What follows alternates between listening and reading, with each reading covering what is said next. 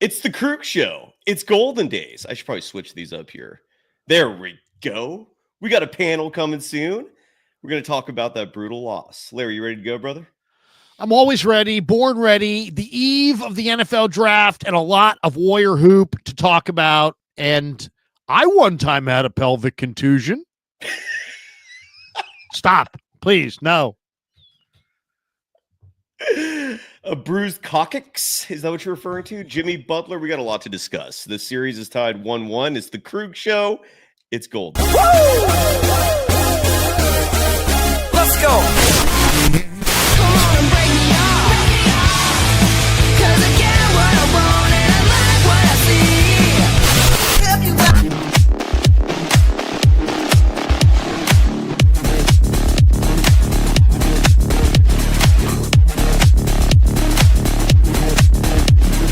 Panel in the house. Larry Krueger. Oh, we should have a fun one tonight. Larry, who is paying your bills, brother? I know you got some amazing sponsors. Fire away, sir. Good to see you. Well, you know, the Krueger Show always brought to you by Pig and a Pickle, the best barbecue in all of Northern California. Check them out. They're in Emeryville. They're in Corte Madera. In Emeryville, they get the big screen TV rolling so you can watch Warrior playoff games while you're wolfing down awesome barbecue. Hey now. Oh, seriously, that might be a great spot to go watch Warrior games in the Emeryville public marketplace. So they're there, and check them out 7 days a week. Brisket, chili. The brisket chili is amazing. It's all amazing though. Pulled pork, chicken, house-made sausages. They do it right, man. They do it right, and they're open 7 days a week. Pig and a Pickle, the best barbecue in all of Northern California. We're gonna have to do a remote from there.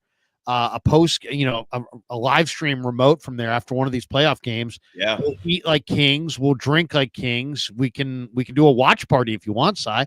We'll do a little meetup with the Golden Days crowd and the Krueger Show. We all meet up at Pig and a Pickle, eat some amazing barbecue, and watch the Warriors hopefully win some games. So I would be down for that. Yeah. So anyway, thanks to them. Thanks to also Sharp Corner Sports Cards and Collectibles. They are at 205 Cypress Avenue in Pacific Grove, California, and in Monterey. Thanks to Anthony Catania, the old owner there at 831-521-5264. And of course, we're brought to you by Mancini Sleep World as well. Of course. Mancini Sleep World is definitely paying our bills. So you can get 10% off at any Mancini's. All you got to do is use the code KRUG10. So if you go to right below Larry, right below you, sir. There it is. You go to Mancini's, you order a bed, you order 3 beds, and it's, $15,000. You're going to save $1,500 because you know me. So, or that you're, basically you're listening to the Krueger Show. So KRUG10, and you'll get 10% off at Mancini. So, or on their website, sleepworld.com. So thanks to all of them. And then Claudaddy Arcades, of course, is one of our sponsors as well. Thanks to Claudaddy. He's a great follow on Instagram. Family-friendly entertainment, Claudaddy Arcades. He's a great follow on Instagram at Claw_Daddy_Arcades. He's got a brand new arcade opening in Northern California. He's got one in Fresno, one in Modesto, 3 in Southern Cal. And he's a big fan of the show. So Claudaddy Arcades is one of our sponsors, and LearnKey Upskill Academy. And all the links for all of our sponsors are in the description below. LearnKey's awesome. If you're out of a job or between jobs, you need to get more skills. It's a place you can go get skilled. They do a bunch of different certification programs for a whole array of professions. And if you're not making the kind of cash, the kind of bread, the kind of loot, the kind of cake you need to be making, you know what? Make a change. Get more skills and put more money in your pocket. So big fans of them, and all the links to all of our sponsors are in the description below. And thanks to all of you for supporting the Krueger Show.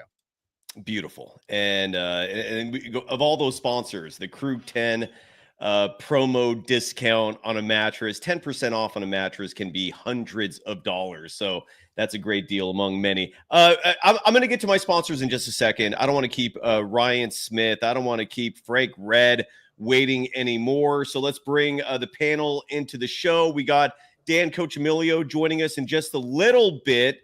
I think he's doing a SF Giants post-game show. So Stay tuned for that. But let me fix this. Do you like the screen? Oh, there we go. We're not all blocked. I'm trying to fix this right now. Sorry about that. Hey, let's get into it. Larry, great How to you see guys you. doing? Great to see you. I'm going to fix this in just a second. And Ryan, great to see you. Larry, you're the king of Bay Area sports media. So I defer to you, sir. I bow to you. Your immediate reaction. The Golden State Warriors losing this one in Houston. It seemed over the moment Jimmy Butler took that nasty fall, even though there was fight. It stayed close until pretty much the end. But I think your hopes diminished fast when Jimmy Butler took that fall. Larry, great to see you, brother, and your reaction. It was a great game one. Warriors got the split. Okay, I expected this to be a long series. Some of my good friends were talking sweep, and I'm like, come on, you got to be kidding me. Golden State is old. Houston had 3 starters in game one that were playing the first playoff game of their life in the NBA, okay? So Golden State had a decided advantage in game one. They stole game one, but the Houston Rockets are the 2 seed. The Houston Rockets are the more talented team, and they're the younger team and the ascending team. So this was really bad news tonight. The Warriors, I think, really needed to, absolutely win this game, step on their throat, take the commanding lead, get the rest going into Minnesota, LA round 2. And I thought it was a huge thing. So tonight could not have gone worse. They lost the game. It almost guarantees to be a long series. They may not win it. And even though, they were 17-2 in the last 19 against the Rockets coming in, it's amazing how the momentum can shift on a dime. And now you got a pelvic contusion. I can already hear people calling 95.7 the game tomorrow saying, I had a pelvic contusion, and let me tell you about it. No, please, Frank and San Leandro, don't tell us about your pelvic contusion. I don't want to hear about your pelvic contusion. But he landed hard with 2.5 minutes left to play in the first quarter. Him and Amen Thompson. I'll say this, a couple things. This game after that was kind of done, but they really were letting this thing be physical early. Yes. I mean, Draymond Green and Dylan Brooks were banging bodies. Those were swapping paint in NASCAR terms. They were really banging down low early in the game. Moody had a violent pick on Amen Thompson that was probably the highlight of his NBA career, in my opinion, to date. I mean, Moses was awesome with that pick.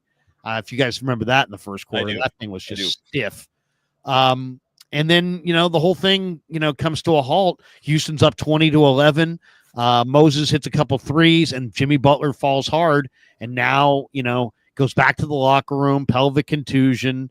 MRI tomorrow, and we'll find out where the series goes. And I think it all kind of sways right there. As soon as the Warriors got in that second quarter where they had Draymond, Curry, and Butler all out with 1:39 left in the first quarter, I thought, wow, they're in for it. Hield missed, Santos missed, Looney missed badly, and they just looked like, they're going to get their doors blown off. And sure enough, it was a wire-to-wire job.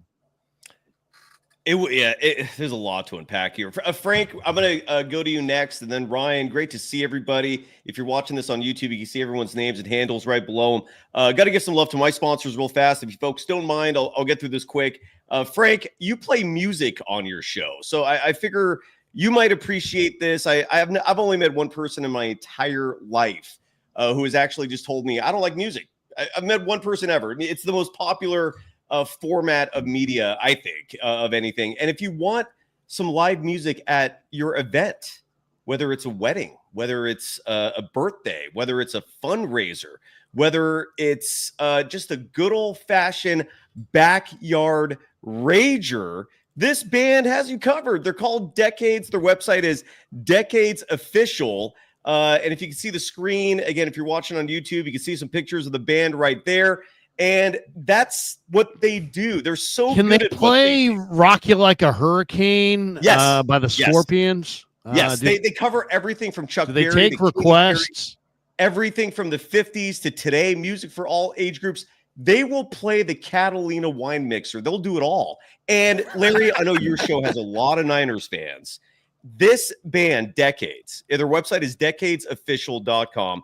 They're the official pregame party band for the 49ers for their Red Zone rallies next door at California's Great America. They played Eddie D's private shindig in Montana. Yes, the Eddie D who oversaw the Niners winning 5 Super Bowls. They're an awesome band, and they're available for you. They're locals, by the way, from Chico. They're Golden Dazers as well as Niners fans.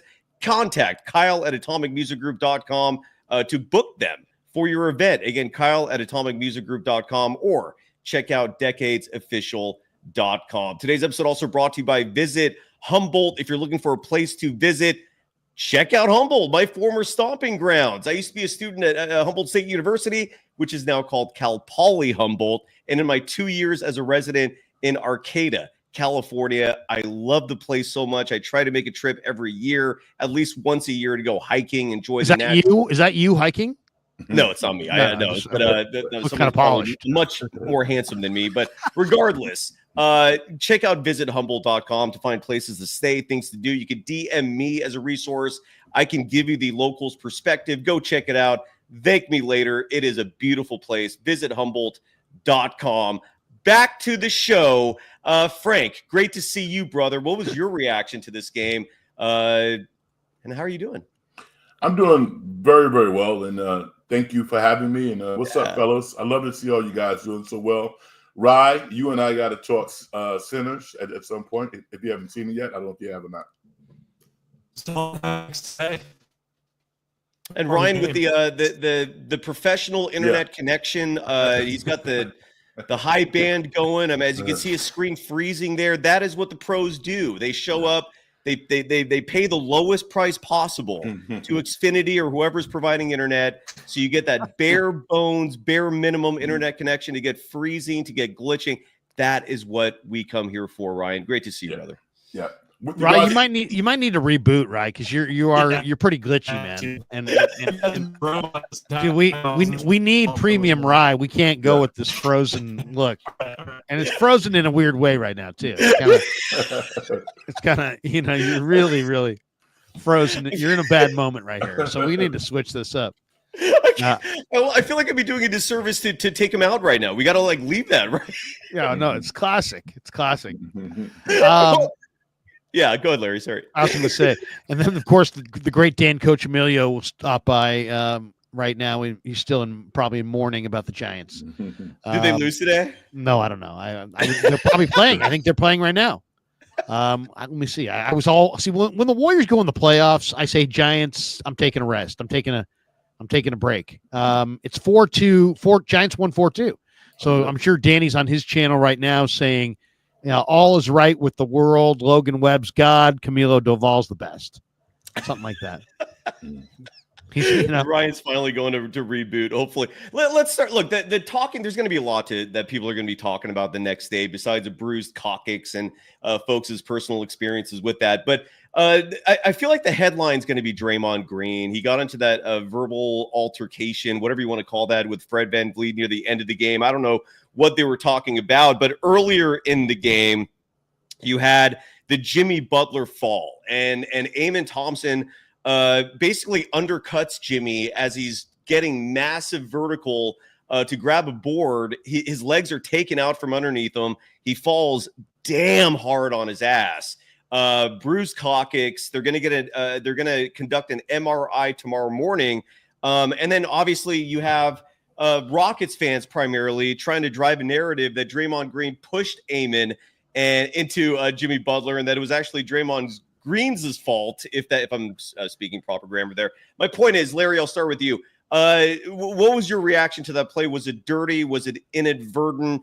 And just your thoughts on Jimmy. Suddenly his absence is a thing. Your thoughts, sir? Well, it was kind of a ricocheting of bodies like you see in a football play. It really was that kind of a thing where I kind of felt like Thompson lost a little bit of control because he got kind of shoved by Green, and then he's looking back and he's not looking forward, and then all of a sudden he's colliding as well. So on the other end, so I thought Green kind of caused it, but watching it several times, it didn't seem like egregious. It wasn't like he, two hands shivered him and pushed him really hard, but he definitely kind of pushed him. And then Thompson went into into the other guy. So I kind of thought Green kind of, initiated the movement. I didn't blame Thompson. What about you, Frank? Yeah, I didn't see Green push him. He might have nudged him a little bit. Both of the Thompson twins, they kind of go reckless abandonment to the basketball. So that's one of those weird basketball plays. It can be scary. I think the good thing is Jimmy Butler fell on his butt. That's a tough injury because it hurts. It really does hurt. I remember doing it one time when I was in Korea playing on a U.S. All-Star team, and a guy from Korea slammed it to me. It takes about a day. I would be surprised if Jimmy Butler doesn't play. It wasn't egregious or malicious. It was a tough basketball play. He lost his balance. The good thing for me, not wanting anybody to get hurt, is I got a chance to take a look at Jonathan Kuminga. We're obviously going to talk about that. Yeah. We'll get into that later on. But this is a game that Houston, we can do now. Yeah. Well, this is a game that Houston needed to win, and they came out with more intensity. Jalen Green had 38 points. He made 8 of 13 from 3. The onus is on the Warriors to make an adjustment to make sure that doesn't happen in Game 3. I haven't seen anything from Houston that would worry me to the extent that the Warriors can't win. Even if Jimmy Butler doesn't play, I expect the Warriors to come out with more intensity and put on a good performance. Larry, I thought of you because I'm literally going to give a personal testimonial about bruised coccyx. How do you say that in plural? Bruised coccyx. I broke my tailbone when I was young, and so and Stephen Curry just experienced this. He missed 2 games. In case people forgot, it was the Atlanta and the Miami games of that 5-game road trip earlier in the season, a couple months ago. He severely bruised his pelvis. They're calling this a pelvic contusion, which is a fancy word for a bruised coccyx. Jonathan Kuminga experienced something similar. Basically, the injury is a pain in the ass, no pun intended, in the sense that it hurts like a bitch, just like what Frank said. There's also nothing you could do for treatment. It's I remember when I was young, it was one of the tactics that was taught to all the drug users. Look, if you want to get a prescription for Vicodin, you go to the doctor and you say you broke your tailbone, because there's nothing they can do about it. The only treatment recovery, the only plan is just rest. Yeah. And it's a pain threshold thing at that point. So the good news is, if that's what this is, and we're going to get an MRI tomorrow morning to confirm what the injury is. But like Frank said, if it's just if the injury is just a bruised tailbone, even if it's a broken tailbone, there's nothing you could do about it. And it's going to come down to that point. There's no long-term ramifications for Jimmy Butler playing through it. Like, he's not risking the injury elevating and becoming more serious. So it's literally a pain threshold thing where you just do your best to suck it up.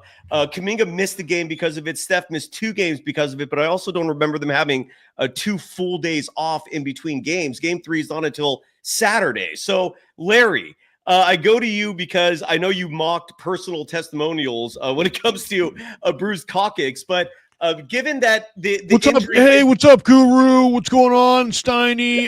Hey, I had that. I just wanted to let you guys know I had that. Yeah. Shut up. I don't want to hear about it. Hey, Riseback. Premium. Look at that. Look at that. Now he's not just back. I mean, he's like on a whole new level. He does. He looks clean. That's a clean feed. So, Ryan, what are your thoughts on Jimmy Butler, man? He's probably – I'm going to predict he's going to play in Game 3. I'm going to predict he's going to suck it up. He's going to come back. The shock of that injury probably rattled his system a little bit, and it's why he missed the rest of the game. It does hurt like a son of a bitch, but given that there's no long-term ramifications here, it's just a matter of whether or not Jimmy can deal with the pain, right? What are your thoughts on Jimmy Butler's injury, Ryan? Good to see you. Well, I was listening to your personal experience with the injury and the little tidbit about the Vicodin. So I think what you're saying basically is, Jimmy's gonna play. It's just whether or not we get Jimmy Perks. We might have Jimmy Perks. I still think Jimmy Perks is going to be quite a good player, and probably enough for them to get a win on their home floor. I mean, it's terrible. I absolutely wanted to crash out after it happened, especially with Pajemski and the flu. I'm sure you guys have already kind of hit on the physicality of things, but it was the first time where I was like I was feeling a little bit like a wimp, kind of like, I like it when there's no foul calls. And you've been kind of seeing it across all the playoff games, especially in the West, but like not to this degree. Like it crossed a threshold to where I was just it just kind of sucked. Like I didn't really like watching it. And also when it's like Steph Curry, you're watching him and it's like the entire time he's just being hacked and held and all this stuff. And even when Jimmy went out and like I saw people tweeting out like, okay, today's the day, Steph, you got to, put up 35 shots. In my mind, I was like, I don't even think he's going to be able to get off more than 12 or 13 shots because he's just getting like he's not able to even get the ball and like get off a semi-clean look. So yeah, I'm pretty Dan's worried. here, everybody. Dan's here. Dan, you're looking pretty premium as well. Just want to let everybody know that Dan's here. Hey, Larry. Thanks, Larry. It really sucks because I feel like this game, I mean, the fact that the Rockets really never, they got it to like 15, but they never like fully broke. The Rockets should have been up 25, 30 at points. I mean, some of those lineups they're rolling out there were just disgusting.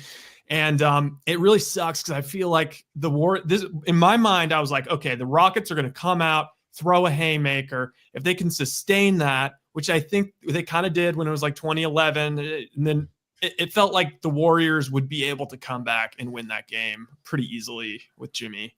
So, you know what I've realized? I hate sporting events where you have some major player go out early where you're going to lose way before the end of the game. And you wind up watching a game for a long time that you're like, you really, it starts being like your least favorite game that you've seen in a long time. I mean, this reminded me a little bit of the Purdy game, not to bring it to the Niners, but just he's knocked out. There's no chance they're beating the Eagles.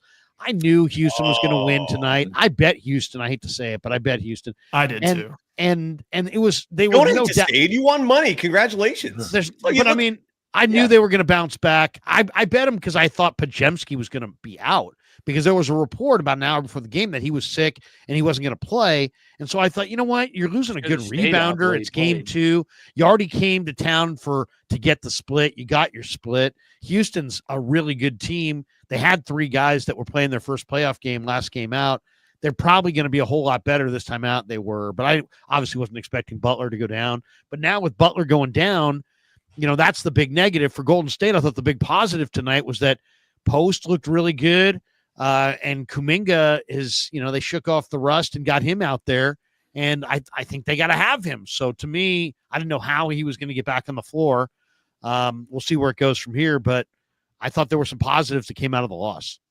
Oh, there were. And we welcome Dan Coccimiglio as well. He just finished blasting Farhan on his show, even though he's no longer the GM of the Giants. That's what happens when you're traumatized. It carries over until the next season. I have no idea, in all honesty. But Dan, great to see you. And we're going to get into the Kuminga thing because that's clearly going to be the massive talking point here. Kuminga DNP'd for 3 straight games, and then he's forced to play following the Jimmy Butler injury. We're going to break that down because Kuminga's haters are out in full force. But Dan, good to see you and your reaction to the Warriors losing tonight. Again, the one difference real fast, Larry, between Purdy going down with the injury and Philly and this one, that Niners game, when Purdy went down, it was over, literally, when that happened. The Warriors kept the Dub Nation's hopes alive tonight because they were within 11 or 9 in the fourth quarter. Like they kept this thing close until the very end and it ended up being just a massive tease. But Dan, good to see your reaction, sir.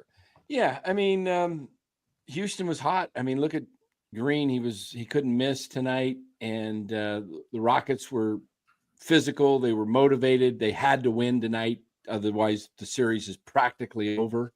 Going to San Francisco down 2-0. Yeah. So, I mean, at best they could hope for a split and it'd be 3-1. So, but I do think the way the game was officiated tonight with all of the physical activity that was happening, here's what I look for Saturday night. Udoka was heard on the mic in the huddle saying, keep fouling. They're not going to call it. And that's going to hear the NBA is going to hear that.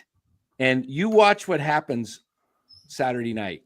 There'll be quick whistles on everything in the beginning because they have to get control of the game. Otherwise, the series could just be a massive civil war. It could be like a World War III, the way this game's going. going. But I do think the Warriors get the benefit of the calls early. And the fact that Udoka said that, he told his team, just keep fouling. They're not going to call it. That is one of the stupidest things you can say on a mic, because the league's going to hear that. And I don't know if he said back. keep fouling. I think he might have just been said keep playing physical or something. They're not calling it. He says they're not going to call it. Yeah. Yeah. So yeah, and again, this is playoff basketball. I love it, don't you guys? I mean, Larry, do you like the refs letting things go a little more in the postseason? I do. I like it to be a little chippier. It doesn't bother me at all. To me, it's announcing to the players, hey, it's a different, it's not the regular season. We're going to do it a little differently. It's okay. But as far as the Warriors in this series, I think one thing that I want to see them do a whole lot more of, probably one of the most underrated players. It's kind of weird because he's super underrated and yet he's super overpaid. And usually those things don't go hand in hand. But Van Vliet is just being paid just a mint, but he is a super underrated player. And I don't know if you saw the numbers this year, but the Rockets, when they didn't have Van Vliet this year, were 11-11. So Correct. He's a key guy. He played 42 minutes tonight, and he didn't have any turnovers. He was not a good night for him shooting, right? He was 1 for 7 from 3, 2 from 8 from the field. He only had 7 points, but he was plus 19, didn't turn it over at all. Yep. 3 steals, you know what I'm saying? He's 6 rebounds. He's just a winning type player. And to me, if there would be one plan of attack, if you're trying to get one player off the floor that would make them a whole lot worse as a team, I think if you look at closely, it's him. So I'd like to see the Warriors isolate him a little bit in game 3, early in the game, try to go at him, try to get him some fouls early and see if you can get him off the floor, because I don't think they have a replacement for him. The rest of this team, though, Sengun is awesome. He was 17 and 16 tonight, had that incredible dunk early. Jalen Green, that dunk that he had over Moses in the second quarter, that was savage. He's really, really something. And then Brooks seems like he's in pretty good shape. Thompson can run up and down. They're long. They've got athletes, on the bench, Jabari, Eason. I mean, they got guys. So I'm eager to see how this series goes. I thought the Warriors' best chance was to stomp them early, get the first couple games, don't give them life, and just move on. And just before they even know what hits them, the series is over. But now it's a 1-1 series going back to Oakland or back to San Francisco, and no Jimmy Butler maybe. And I'll stay with it. I think the Rockets are going to get this series. I mean, I think the Rockets are going to win it in 7. That's a bold prediction, man. You might be right. I don't even know if it's bold, actually. I think you're the Fred VanVleet. They're younger. They're the 2 seed. This is a 2-7 matchup. They are the 2. No, and again, I'm not sitting here disagreeing. I just it's just you just came out and did the prediction right there, man. I'm just kind of like I was taken back. I did it.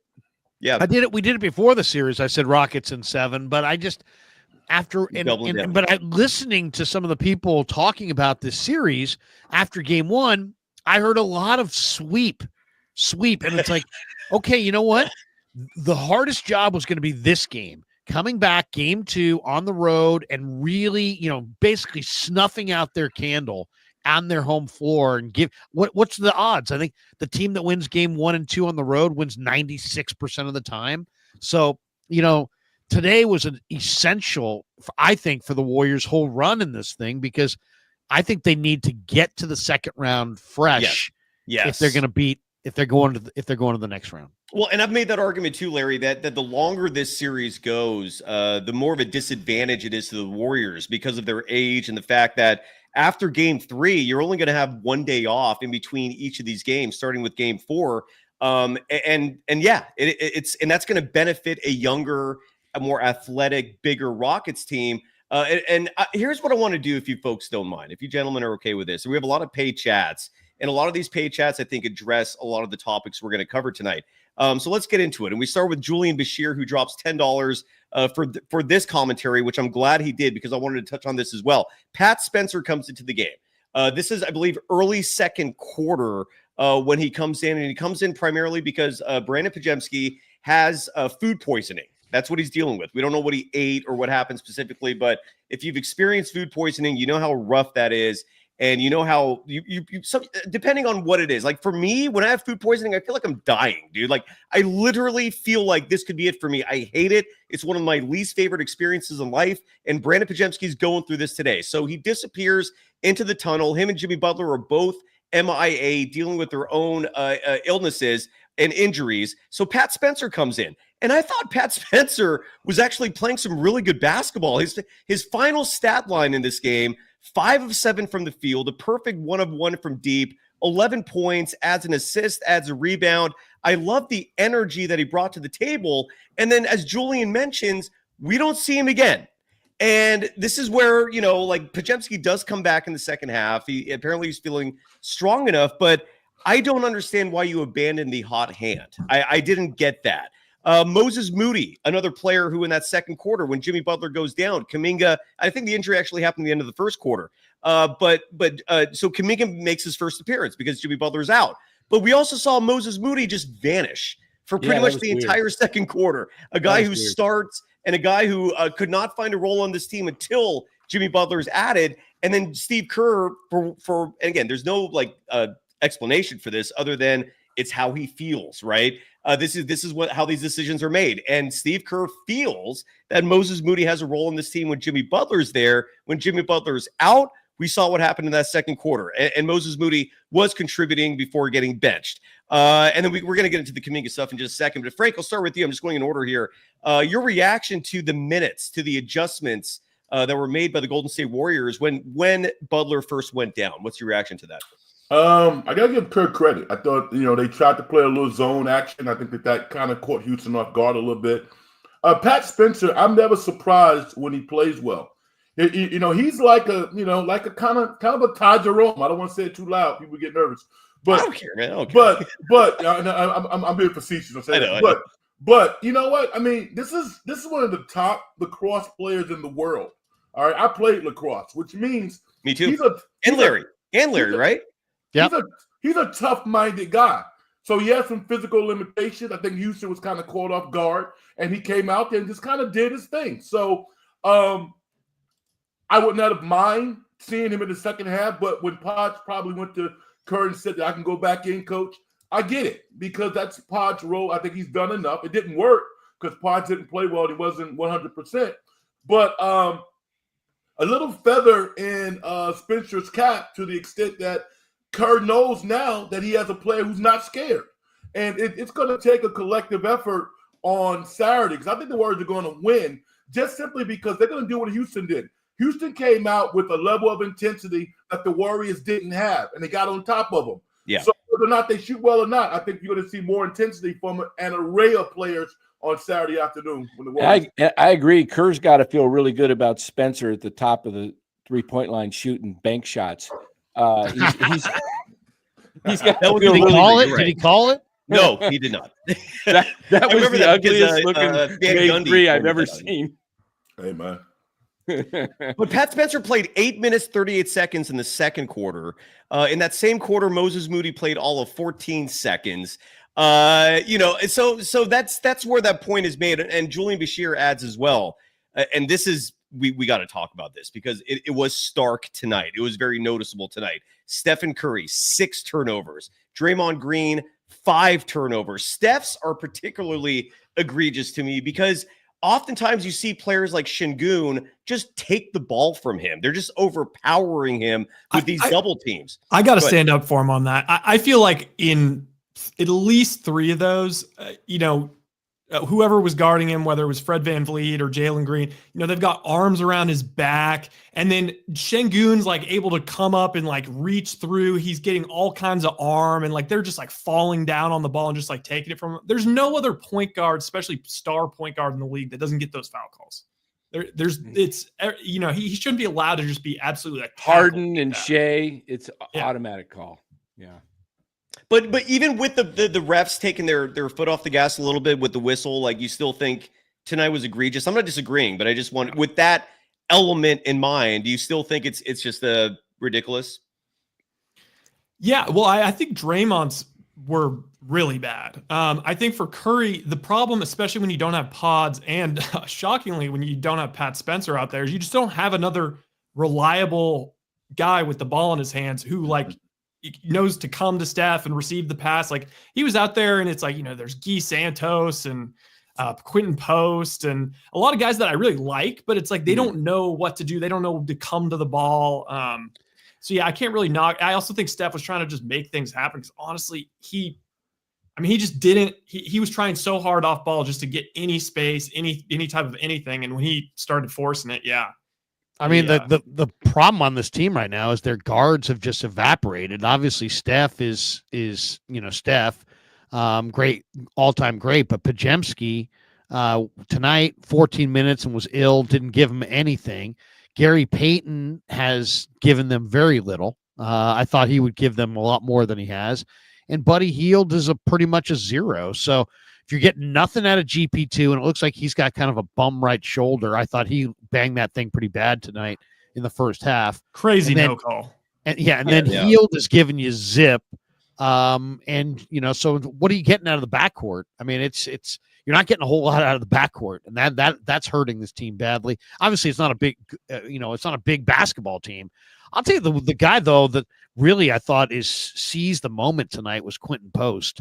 It almost felt like they were going to come back on on his ability to shoot the three ball. I mean, he really his range on that three, it looks good. I mean, it really does for a rookie in this moment to be playing 25 minutes and getting double figures and shooting the three is, with confidence the way he is. That's a major subplot, even though the series is 1-1. No, that's a great call. Quentin Post, I thought, was fantastic. Shot 50% from deep, 4 of 8 shooting. But let's go back to Larry. I think you brought up an excellent point, man, which is those three guards: Podziemski, GP2, Buddy Hield. Those three to me represent a colossal weakness on this team. If they weren't getting the minutes that they get, wouldn't be an issue. But Steve Kerr values these three tremendously. Side note: Brandon Podziemski tonight, guys. A Tony Snell evening. Zeros across the board. Not a single bucket made. Goose not a single eggs. assist. Not a single rebound. Not a single steal. No blocks. Not even a turnover, which is the only positive probably. But Brandon Podziemski, zeros across the board. 0-2 from 3. 0-5 from the field. A -11 in net rating. And if you're a coach, like, is the impetus on you in this situation to maybe look at your player and see someone who's like dealing with a serious illness and think to yourself, sit your ass on the bench? Like, Frank, how do you, like, those three players specifically, as the GP2 part of it is the most egregious to me. Maybe Buddy Hield is more egregious. I don't know. But that is a gross mishandling of this roster to me in terms of minutes. Buddy Hield had 15 minutes tonight. GP2 had 12 minutes tonight. Podziemski, who's dying out there, 14 minutes. Those were not good minutes. Frank, I'll start with you, man. What are your thoughts on those three guards specifically who do not consistently bring it? I mean, first of all, they're asked to do different things. I mean, when GP2 is out there, he's playing his game, he's there to turn players' water off. Like on Saturday, you're going to see him really try to get into Jalen Green. Jalen Green. So I get that. The missed dunk is inexplicable. All right. I mean, you should not be missing dunks. Pods, I kind of have a love-hate relationship with him. I mean, I root for him, but his shot selection sometimes is just it's gripping. And Buddy Hield's shot selection is worse. So, like, there was a sequence in the second quarter where the game was like 5 or 6 points, and Pod shoots for like 20 seconds on the shot clock. And then Buddy Hield comes down and kind of launches a three. I mean, these guys, to me, I understand you got to have confidence as an NBA player, but they don't play to their strengths all the time. And sometimes that costs the Warriors game and situational basketball. Play like Jimmy Butler. Get to the basket. Recognize the shot clock. So intellectually, Buddy Hield's one of the worst in the NBA in terms of just understanding basketball. But Pod sometimes gets overconfidence in his ability, and I think he can calm it down and make better plays. So, yeah, you're right. I mean, collectively, if Steph's not going well, they got problems at the guard position unless they put Moody in there and maybe Kuminga. You know, I want to beat them up too bad because they have good runs, but tonight they were not good. They were not. And shot selection was a problem. You know, GP2, just to give you his stat line, and Brian, I'd love to get your thoughts on this, but GP2, 0 across the board as well. Not a Tony Snell night because he did have 1 assist and 1 rebound, but he had 1 3-point attempt, which totally bricked. He was 0 of 3 from the field, and Frank, you brought up that missed dunk. And I heard the commentator after that saying the high-flying GP2. He is not the high flyer he once was. A 12 minutes, 6 seconds of play, 0 points. Defensively, not the lockdown guy. He can't even grab rebounds effectively. The GP2 part of this is where I cringe the hardest. I just don't get it. This guy couldn't find minutes 3 years ago for Kerr when they really needed him. Now he has all the minutes in the world when they don't need him. Ryan, am I being too harsh? What are your thoughts? I don't know. It's difficult. I mean, he's a 5'11" power forward. It might not be his series necessarily, especially like and he is still a great defensive player. But I just, man, when Jimmy's gone, all of a sudden you saw like no deflections, nobody's getting in the lanes. So he just was pretty neutralized. The dunk was bad. Still not as bad as Aaron Gordon the other night. I don't know if you guys caught that. Holy crap, that was bad. But yeah, it just, it kind of goes to show, like, I don't know. I hear guys like, I listen to a lot of these NBA guys, Bill Simmons or whatever, and like they like to make a lot of excuses. I'm not like taking a shot at Jokic, but like they make a lot of excuses for like, oh my God, you see who Jokic is having to carry? And it's like, I don't know. Jamal Murray is like kind of like an all-time playoff performer, and like Porter Jr., yeah, he kind of goes in and out of games. He's still 6'10", hits threes. Did you see Jamal Murray, by the way, pick up Norman Powell the other night? Yes. Goofiest play ever. Dude, sorry, go ahead. And it's like Christian Braun. I think Christian Braun's kind of like Pods, maybe a little bit better. And Aaron Gordon's an awesome player who knows his role. And it's kind of like this Warriors. And so it's like, oh my God, he's carrying these guys. And then I look at this Warriors roster, and if you take off Jimmy Butler, you see that this team is not very good. Like, just the amount of talent they have is just not very good. It kind of works when you have Butler. Somehow everything connects, and they're able to patchwork it, and it works. But I'm sure we're going to move on to this Kuminga conversation at some point. It's not even so much that, like, oh my God, they really screwed the pooch by not continuing to play Kuminga and getting him, but whatever. It's more so that Kuminga spot, even if they had traded him at the trade deadline, it's just like that was such a valuable spot in this team. And it's like now you're just getting nothing from it. And I feel like that ultimately probably will be their downfall, even though I do, I don't know, some of the arguments about him and Butler coexisting at the same time seem to make some sense. But I mean, certainly if Butler's out, expect to see a lot of them on Saturday. Dan, go ahead, please. Yeah, I was just looking for the play-by-play. I can't remember the moment, but I was thinking tonight that Guy Santos looked like his head was in the clouds, and maybe it was in his hair, that big hair he has. I don't know. He looked like he was lost. The one play that Kuminga makes a great athletic play, saves the ball, throws it to Guy, and Guy acts like it's a hot potato, and he goes, throws it right to Sengun, or whoever he threw it to, and then he fouls the guy. And it was like the Warriors at that point, if I recall, it seemed like they were on a little run that were getting back into the game. And that was just like, it was a stupid play. Guy looked like his head was in the clouds tonight. Pods did not belong on the court after the first, once he missed his fifth shot, he had to just be removed and say, it's not your night. You don't feel good. Exactly. Just sit down. And, they were the difference tonight when they lost Butler and Pods was not able to go being healthy. They were totally outclassed athletically. They just they couldn't keep up with them. And they just looked like they were, I don't know.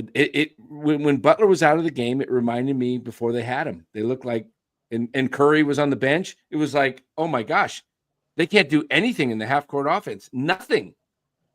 I mean, Jimmy Butler can get inside. I mean, look at the numbers inside. I mean, the Warriors got just drilled in the paint. They were minus 14 on the glass, and they were minus 18 points in the paint. Again, Those are huge one-sided numbers right there. They again, and just to be specific here, the Golden State Warriors 33 rebounds tonight, Houston 47. They get beat on the defensive glass. Yeah, exactly. The Warriors did better with the offensive rebounding. Houston had 22 in game 1. They got cut in half to 11 here in game 2, but still 47-33 edge for Houston. And Larry, as you mentioned, points in the paint, 46-28 advantage going to the Rockets. I want to get to these paid chats. There's a lot of them here. Folks are paying their hard-earned money to have their voice heard. Shogo, $5 saying that team, I'm guessing referring to the Rockets, are dirtier than the TLs. What is the TLs? Anyone know? Timberwolves. Tenderloin. Oh. I don't know. Is that what that? I can't. Is that what that? Oh my God. Well, I don't know what the TLs are, but that okay. Yeah. Houston's dirty. Mark Graves, a member of, I'm guessing, the Krueger show for 33 months. Wow. There you go. Graves in the house. Yes. There you go. Saying Stephen Curry's game is based on moving around the court, and the refs are letting the Rockets hold Steph all game because they don't want to chase him around. And that piggybacks off, Ryan, I believe your point, right? Weren't you saying that the refereeing, the officiating egregious in terms of the off-ball non-calls? Larry, do you agree with Ryan? Like, what are you seeing from the refs? Do you think it's egregious? I feel like every game it's egregious. Some games worse than others. Like where are you measuring? The playoffs, so they want to give these guys a little bit more ability to be physical with one another in the flow of the game. But I mean, restricting, they used to have a whole era where they restricted player movement, and they decided it wasn't a good thing. So if you're going to go with this, thing, I don't think there should be that much of a difference between your regular season calls and your postseason calls. There's no question. I mean, Steph Curry is being clutched and grabbed pretty consistently, and a lot of it's going uncalled. So the Warriors are going to have to adjust, because it doesn't seem like this seems like the new world order, at least this round. Exactly. I did want to add, like, one major difference that I do not ever see during the regular season that I'm seeing in this Rocket series is the grabbing and the clutching of his hands. I'm not used to seeing it. Grabbing his hands, grabbing his wrists, and even like during drives, like I Van Vliet got him, grabbed it, then let go, and then grabbed his hand again, like right as he was. And he's dealing with that thumb injury. So they want to go after that thumb. It is dirty. They want to hit that thumb. Yeah, it's not cool. And I'm old Greg, and we'll jump into it here, saying, and he's pointing me out because apparently I'm the Kuminga guy, and I'm old Greg is saying Kuminga is not that guy. So let's get into it.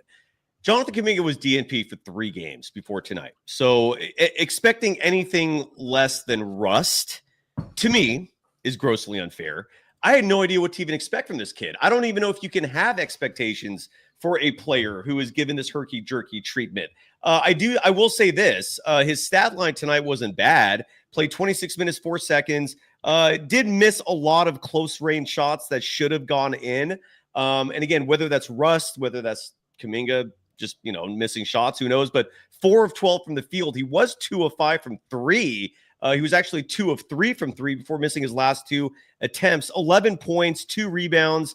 3 rebounds, 2 assists for Jonathan Kuminga. Added 1 turnover and a block, again, in 26 minutes and 4 seconds. Here's my take on this, and obviously, we're all going to talk about this, but to judge him positive or negative, I think is grossly unfair. I don't understand how you can have an opinion on this guy when his role at this point is to be a bench player who only plays when someone gets hurt. So to judge him at this point is insane. I'm not going to have a strong opinion in either direction. I don't think he hurt the team tonight. Larry, what's your take, brother? Well, I mean, does he have no say or impact in how his season or career has gone? I mean, I don't know if I would give him. I would alleviate all blame. I mean, come on, you play a certain way. I mean, you got to. We all have bosses. We all have to get along. We all have to show production. We all have to, fall in line. Clearly, it's not going well, right? Whatever. This guy was flourishing in December. My God, do you guys remember that? This guy was looking like this was the best basketball of his life. Larry, played this year in place December. He was starting in place of Draymond. He was Remember, really they good. moved him into the starting lineup. They benched Draymond. They were. If you had told me in December that we were going to get to April and the Warriors were going to throw him off the side of the boat, I would have said they're cooked. And I'll say it right now, they're cooked. Yeah. I don't care if people say I'm negative. I'm a realist. I don't care. I'm a Warrior fan my entire life. I'll always be I'm Monte Ellis. I'm a Warriors, and I'm always going to be a Warriors. All right. So that's it. But I'm also not delusional. And I know enough about athletes to know that they were only going to get as far as their youth. Moody and Kuminga, they're 2 young lottery picks who are now in their 4th year. We're going to take them. Not as far as they'd have to be better than Steph, but they were going to have to be huge key cogs in this thing. And Moody is, but Kuminga's not. And unfortunately, you needed them both. So I think they're going to go down in this series. I don't blame Kuminga for how he played tonight. When was the last time he played? April the 11th or something like that? It was a long time ago. It was a long time ago. Frank, just I want to get to all these paids. Carson Taylor throws in that Kerr's thought process is Kuminga plays tonight. We lost. It's all his fault. Pat Spencer looked great tonight. Went 5 of 7. Too bad. I like spacing. Frank, what are your thoughts on all this, man? I was very proud of Jonathan Kuminga. You know what I'm saying? Because he's young mentally. He didn't play in college, and in year 4, to me, for him not to even get in the game because of an analytical stat, to me, that's just not right. Now, what analytical stat, Frank? What are you referring to? He doesn't play well with said player. The stat said he doesn't play well with Jimmy Butler. He doesn't play with that player. Doesn't play well with that with player X and player Y. I don't agree with that at all. I'm saying, what's wrong in practice? What do we need to do to fix it? Because he's one of the best players on the team. Even tonight, those shots that he missed, that was just rust. Yeah. That was bad timing. But he got to the spot that he wanted to get to. I'm more convinced more than ever, that this guy's going to average 20 points in the NBA. Easily. He is. And the narrative among fans that don't understand the nuances is this guy sucks. And he can't play for the Warriors. That is bullshit. This is Steve Kerr making a decision to play the guys that he wants to play. I know there's been a lot of positive comments about Post. You know what? Quentin Post has to be literally one of the, I'm not going to call him number 1. He's one of the worst defensive players in the NBA. He's bad. Yeah. No, he's terrible. And guess what? They're going to need defensive presence. They're going to need athleticism. So I want to see Kuminga get an opportunity. I was very proud of him. He did not dog it at all. Guy Santos had 4 fouls in the first half. And 4 fouls in the first half. And many of those plays are just not good. So hopefully Jimmy Butler comes back. He starts. They play their game. But this idea that Jonathan Kuminga can't play, I'm not on board with that. I think he can play. He plays really well when people are rallying around him. And if it doesn't happen in Golden State, it's going to happen somewhere else. This guy's going to be a very successful player in the league. Yeah, Carson Taylor dropping another $4.99 saying, what do you expect from Kuminga considering he hasn't played in nearly 2 weeks? Ryan, what are your thoughts on this? It's a fiasco, dude. This is just, it's insane that we're at this point and we're having this conversation. To me, Ryan, what do you think? I don't know. I guess the counterpoint would be, well, Pat Spencer his ass has been on the bench forever, and he came in the game and played super well and was super confident. I don't know. Kuminga, I've gone back and forth so many times as to whether or not I'm a Kuminga guy. I got to say, the kind of like underbelly of the like smart fans out there that are all like now hate Kuminga has now made me more of a Kuminga guy, even though I'm not much of a Kuminga guy. So I don't really know. I don't know if that made sense. So you but, don't like smart fans? Yeah, No, I don't no, like no, like the self-appointed smart fans. You know what I'm talking about? Yes. Like everybody, it's like, oh, and then like I'm blind. But I will say I tend to side with Kerr on most things. I wouldn't be surprised if there's stuff going on behind the scenes, to be honest. What kind of stuff do you think is like what kind of stuff? I don't think Steph is necessarily like the loudest voice in the room all the time, but I kind of think that Steph is a part of this decision. I think it's not just Kerr. Why do you That's assume my that? opinion. Why do you assume that though?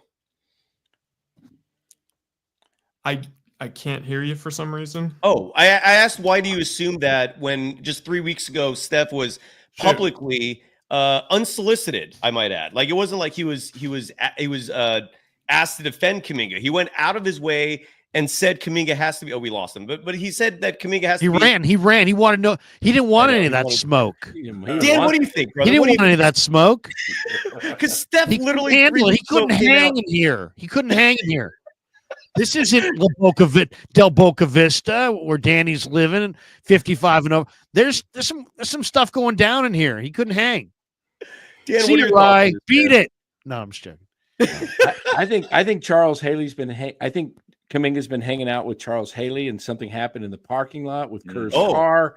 And Kuminga. No, I'm Five-time champion Charles Haley, by the way. You know what? It's one of those things. It doesn't matter whose fault it is. It's all their fault because you had a trade deadline. You had plenty of time to figure this out, and to sit there and to know for going into the playoffs that you were going to go away from just a guy who's a tremendous asset, and just because you haven't figured it out how to work him in, and it's like coach him. That's what coaching is. Yes. Bring him along. I mean, Yeah. figure it out.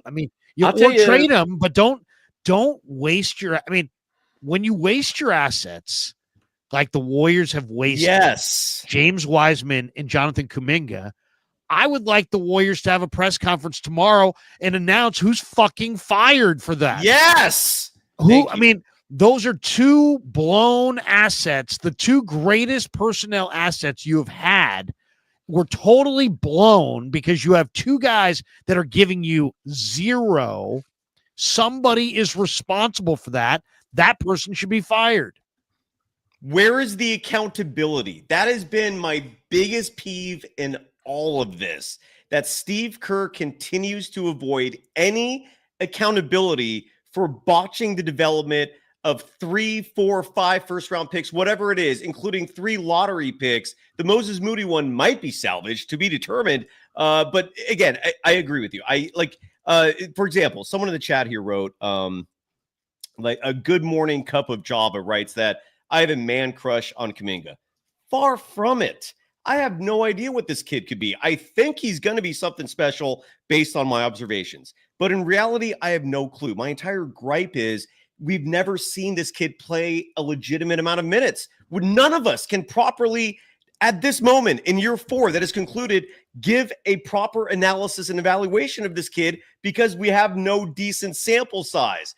And that's a coaching problem. Frank, just to give you an idea here of why this stuff drives me crazy, because you brought up analytics as being maybe the reason why Kuminga is not playing and why Steve Kerr thinks he's not a good quote-unquote fit with Draymond Green and Jimmy Butler, right? Those are the 3 players that in Steve Kerr's mind, they just can't play together.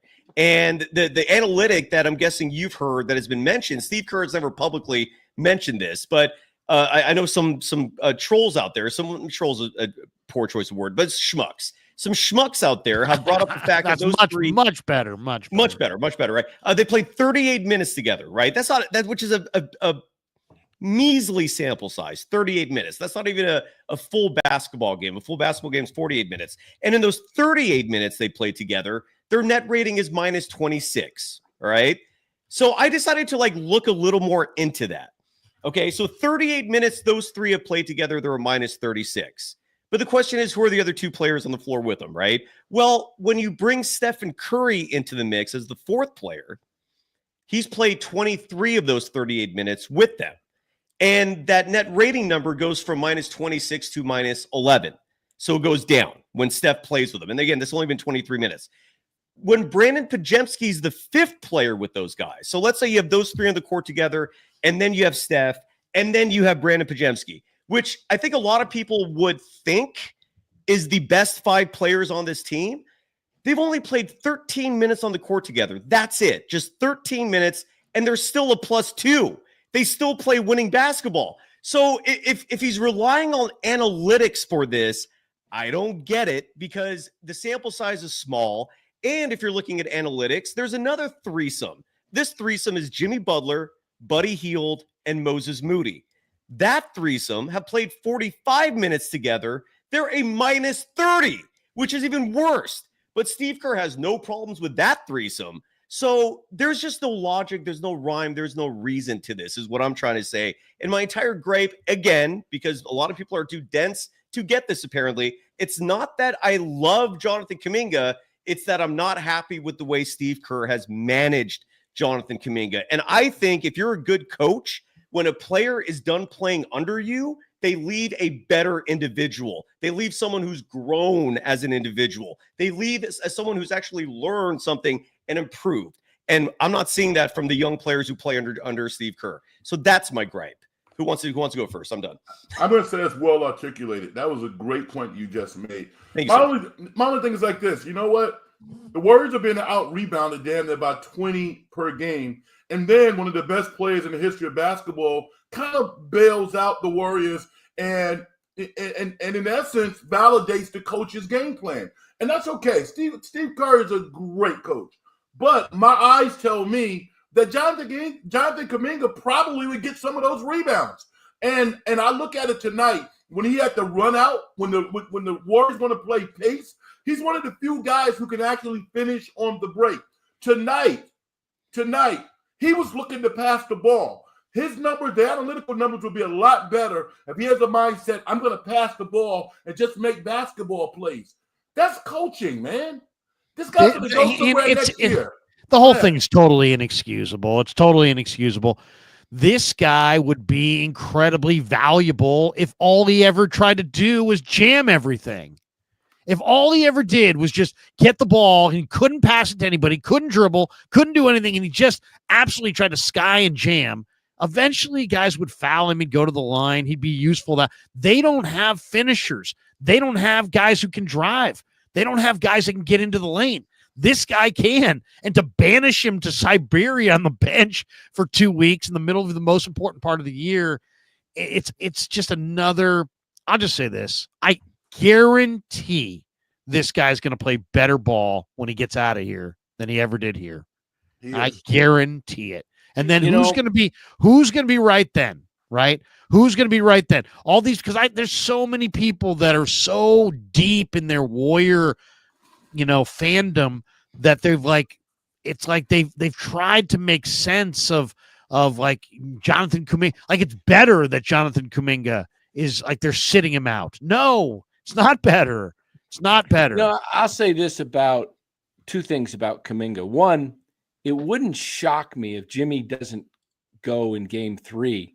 Wouldn't shock me to see Kerr start Kuminga just to give him a shot at getting him going right away.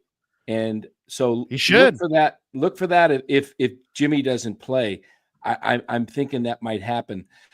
Number 2, this whole thing with Kuminga, I think it really comes down to he just doesn't fit the style of the Warriors. Let me just put it this way. And Ryan was touching a little bit on this a little bit. I think if Steph wanted him on the court, he'd be on the court. I mean, that's how I feel. Again, that's I don't know. Because here's the thing. Draymond Green loves Kuminga. And I don't know if he'd just be okay with look, none of those guys are going to say anything negative publicly, though. Frank, you played D1 basketball, right? Yeah. In your experience, did you or any of your teammates ever approach your coach and stand up for bench players or have discussions about certain players needing more minutes or complain to your head coach if certain players got DNP? Like, did that ever happen to you? Hell no. Yeah, exactly. Like that doesn't happen. I mean, That this doesn't is happen in the NBA, but this is NBA basketball in 2025. You know what I mean? Frank played major college basketball, but that takes a lot of clout, right? I mean, the players are usually on the outside looking in when it comes to that stuff. And even in the NBA, I would say most players are probably not in the decision-making process. Steph, I think it's very plausible to believe that he is very much involved. So I hear what you guys are saying. Part of me says, okay, I get it. We'll defer to Steph. But once again, Steph's a basketball player. Exactly. And I don't know, man. I come from the school where let the players play, let the coaches coach, let the scouts scout, let everybody do their thing. Just do your job. And I that would bother me if they really said sit Kuminga out. I would need to hear an explanation of why they think they can win a championship without the only really dominant physical player in their prime that they have. I'm saying it a little different. I'm saying that if Steph says, we need Kuminga you got to play him, he'd be playing. So maybe. I don't know if I fully believe that. I fully believe that. If Steph went to Kerr privately, says we got to get Kuminga in the lineup somehow, some way. But I think what Larry's saying, and I agree, and Frank as well, is Steph is, to me, just based on my observations, he's a very much a stay in your lane kind of guy, meaning he respects people's roles. He's not a habitual line stepper, if that makes sense. I'm going to read you guys this quote, and let me know if you think this makes sense in terms of why Steve Kerr is benching Kuminga.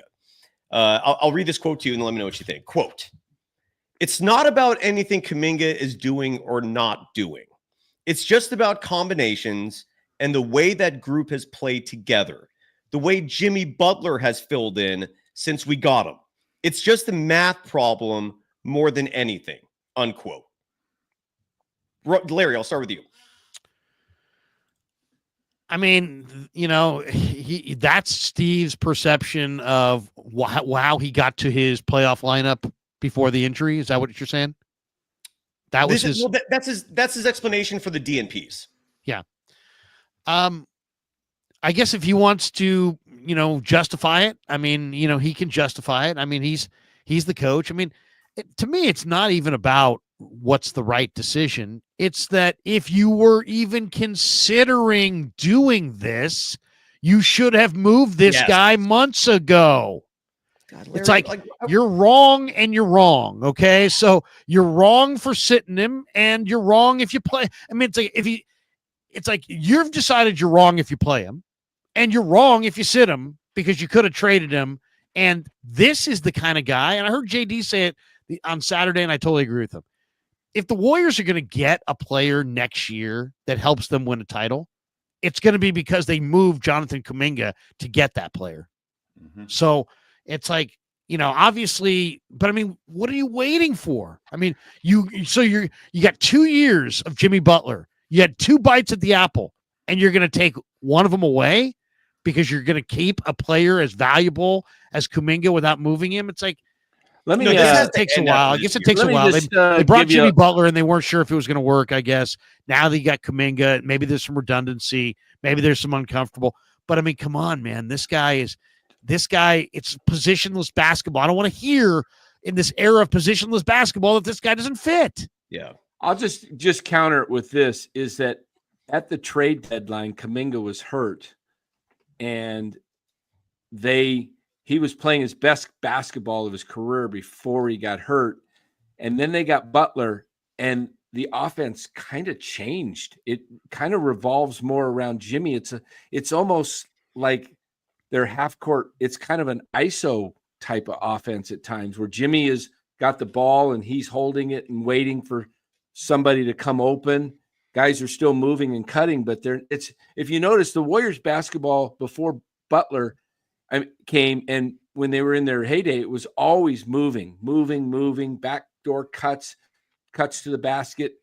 Then throw Jonathan Kuminga the lob. I mean, you threw Bam Adebayo the lob. Right. But the problem is they started winning with Jimmy. They went like 18-2. And Dan, the reason why you said that, I'm glad you brought that up because Steve Kerr, on two separate occasions now, has brought up this fictional stat that they're like 17-3 or something like that. It's when they acquired Jimmy Butler. The real record, because I heard that twice, and I'm like, I did hear that. Like, okay, let me actually dig to see what the justification is here.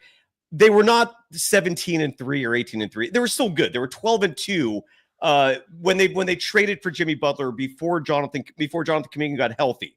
But the stretch of games that they were 12-2 in, all right, Chicago, Dallas after Luka's long gone, Sacramento, Charlotte twice, Orlando, that's kind of tough, Philadelphia, and they actually lost that game, by the way. Yeah. Brooklyn, Detroit, Portland. Like this was, and Steve Kerr did this last year too, as justification for not trading Andrew Wiggins. Last year, Steve Kerr went off on his pulpit and was like, we went 4-1 right before the trade deadline. We should not trade Andrew Wiggins. So they listened to him and they did not. And if you look back, that 4-1 stretch was against the most ridiculously easy teams ever. And when Jonathan Kuminga did come back, right? So the Warriors were 12-2 at this point. Again, they beat over a 14-game stretch that played 5 playoff teams. They went 12-2. All right. It was impressive. But Steve Kerr acts like when Kuminga came back, they just suddenly went to shit. No, they were 11-5, right? 16 games he played when Kuminga came back. They went 11-5 in that 16-game stretch. Half the teams were playoff teams. It's just, I heard that rationale. I just wanted to add, like, it makes no damn sense because the record was slightly worse with Kuminga, but the opponent's win percentage was so much better. You had 3 more playoff teams you played against. It was almost identical, dude. I just had to throw that in there. Sorry, Dan. Go ahead.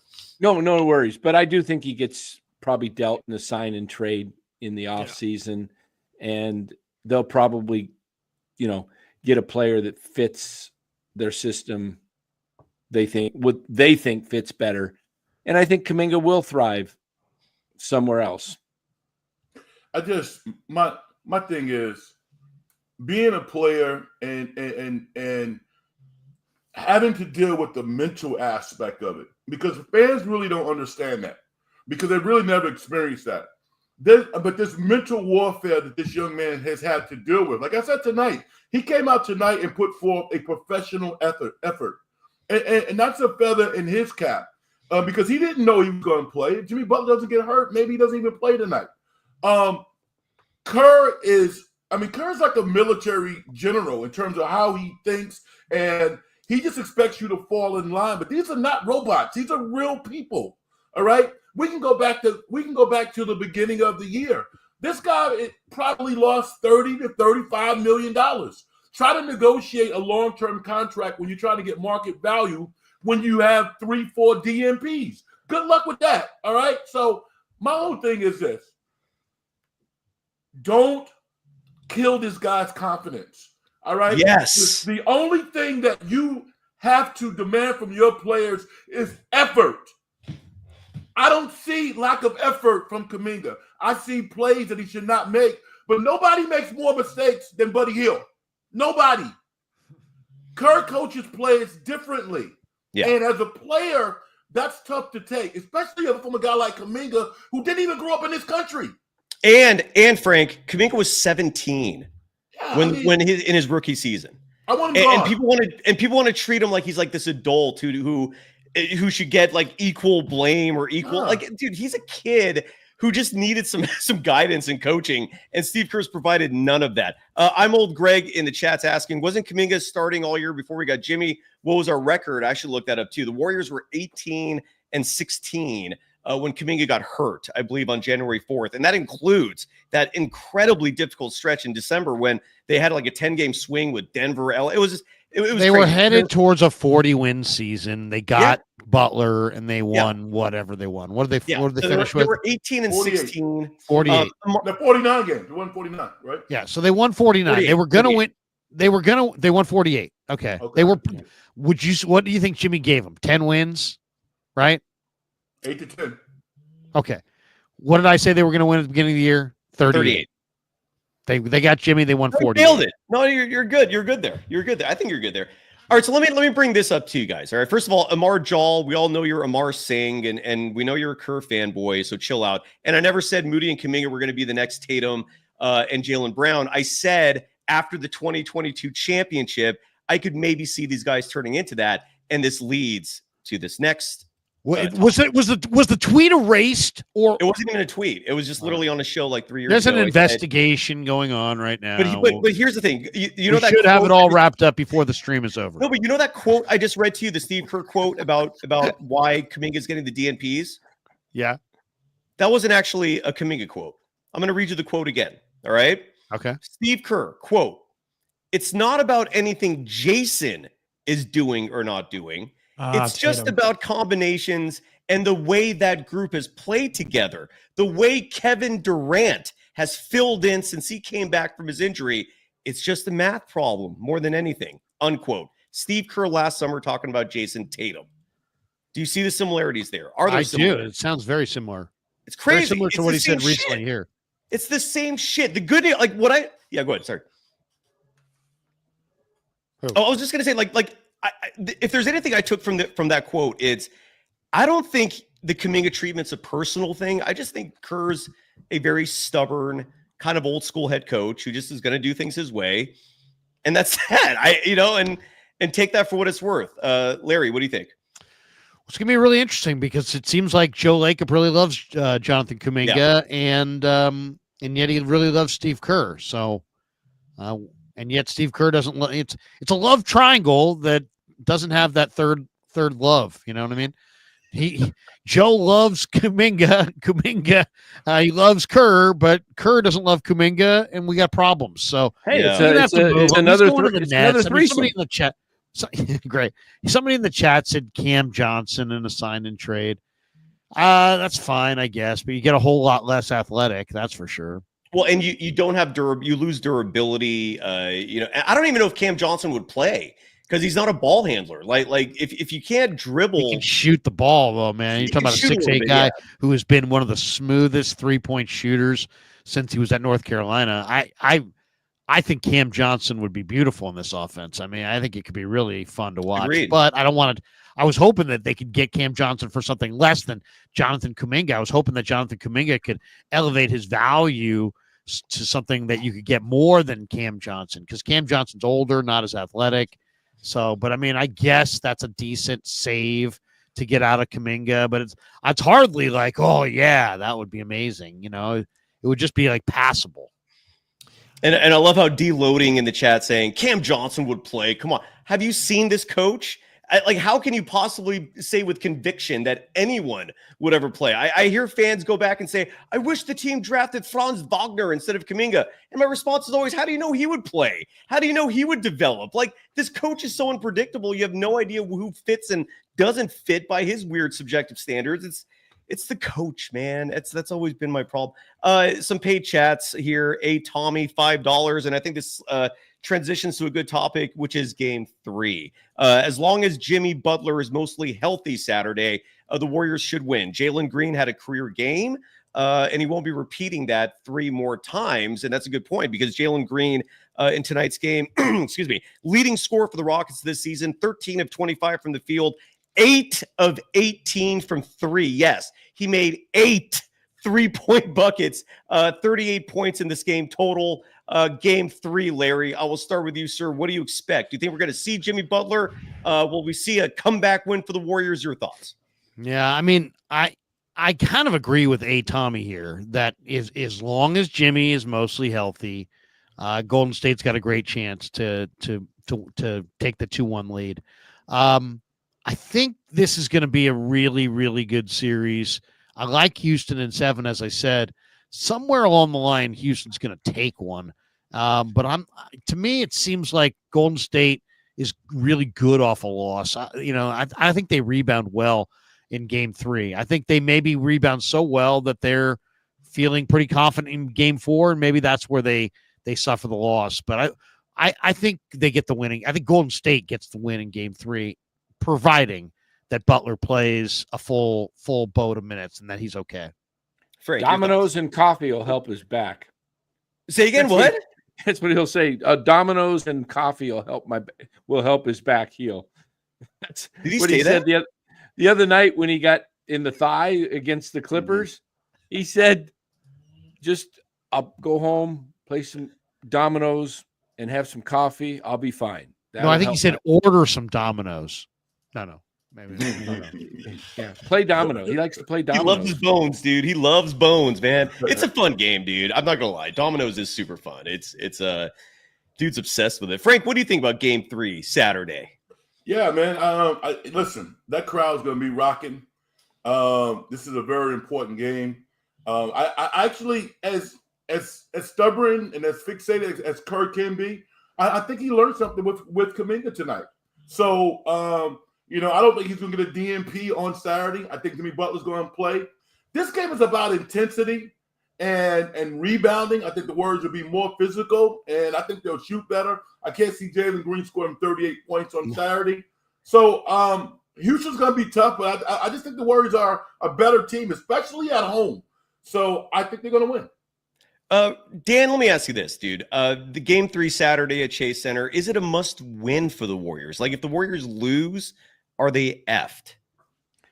I wouldn't go that far, because if they walk out of there 2-2, it's really, you're just holding, it's back to a series of everybody holding home court. So I think it's going 6 or 7. Mm-hmm. I originally picked the Warriors in 6, so I'll stick with that.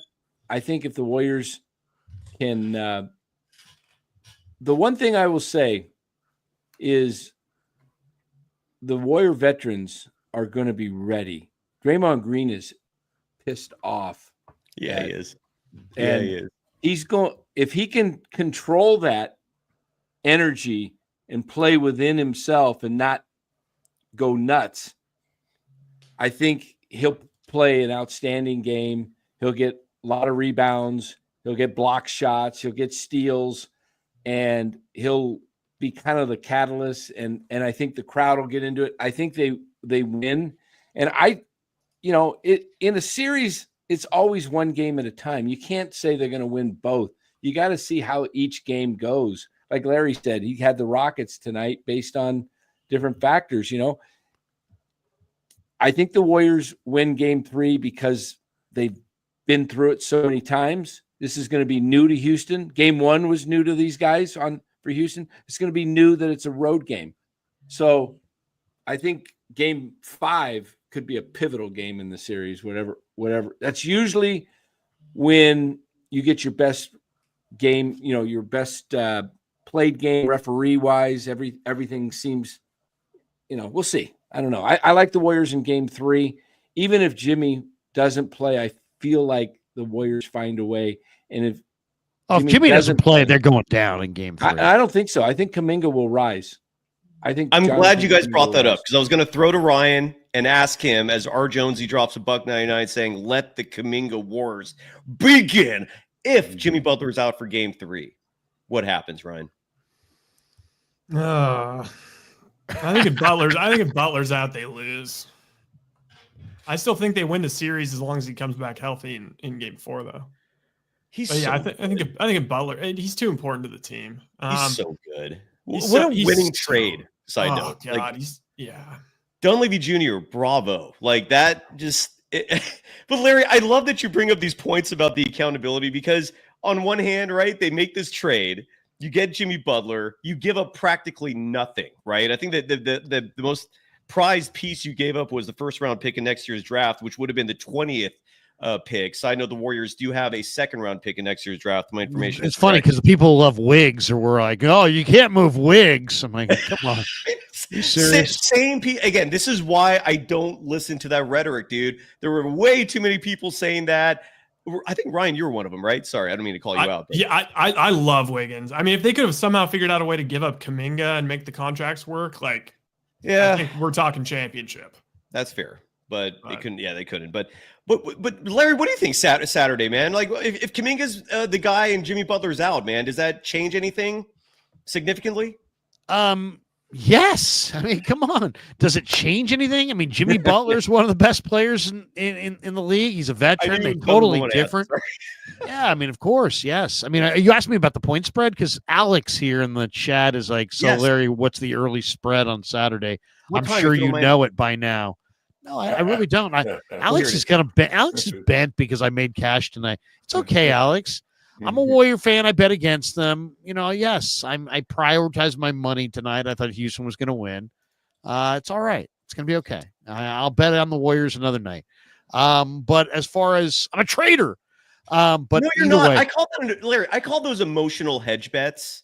Yeah. Weird name. I don't know if that makes sense, but it's one of those things where if you lost tonight, your team won, so the sting is minimized, right? well, first of all, if you like to wager on the NBA, and I don't really, right, in the regular season, but in the playoffs, I really believe that if you can get into a rhythm where you kind of see a series, you could wind up betting the series successfully and betting a different team, throughout, because you just get the vibe for, okay. I mean, I was listening to a lot of KMBR talk in the last 24 hours with a lot of mentions of sweep. And every time I heard that, I laughed. And I'm like, this is not, the 2 seed is not going to get swept by the 7 seed. I don't care if there's Steph Curry's here or not. I mean, that was preposterous talk. You knew Houston was coming back. They're a good defensive team. They're well coached. They got lots of young talent, and they did. So, now the line's out. 3.5. 3.5. Warriors are favored by 3.5. That's not what I see. I have the line courtesy of BetOnline. I'm not saying you're wrong, Dan. I'm going with BetOnline. Danny's got an internal Arizona. I'm looking at FanDuel. I'm just looking at FanDuel. And they have 3.5. Right? FanDuel does. FanDuel has 3.5. BetOnline has 2.5. Warriors favored. Larry, what are you betting on? Who's playing? Warriors and Rockets Saturday, Game 3.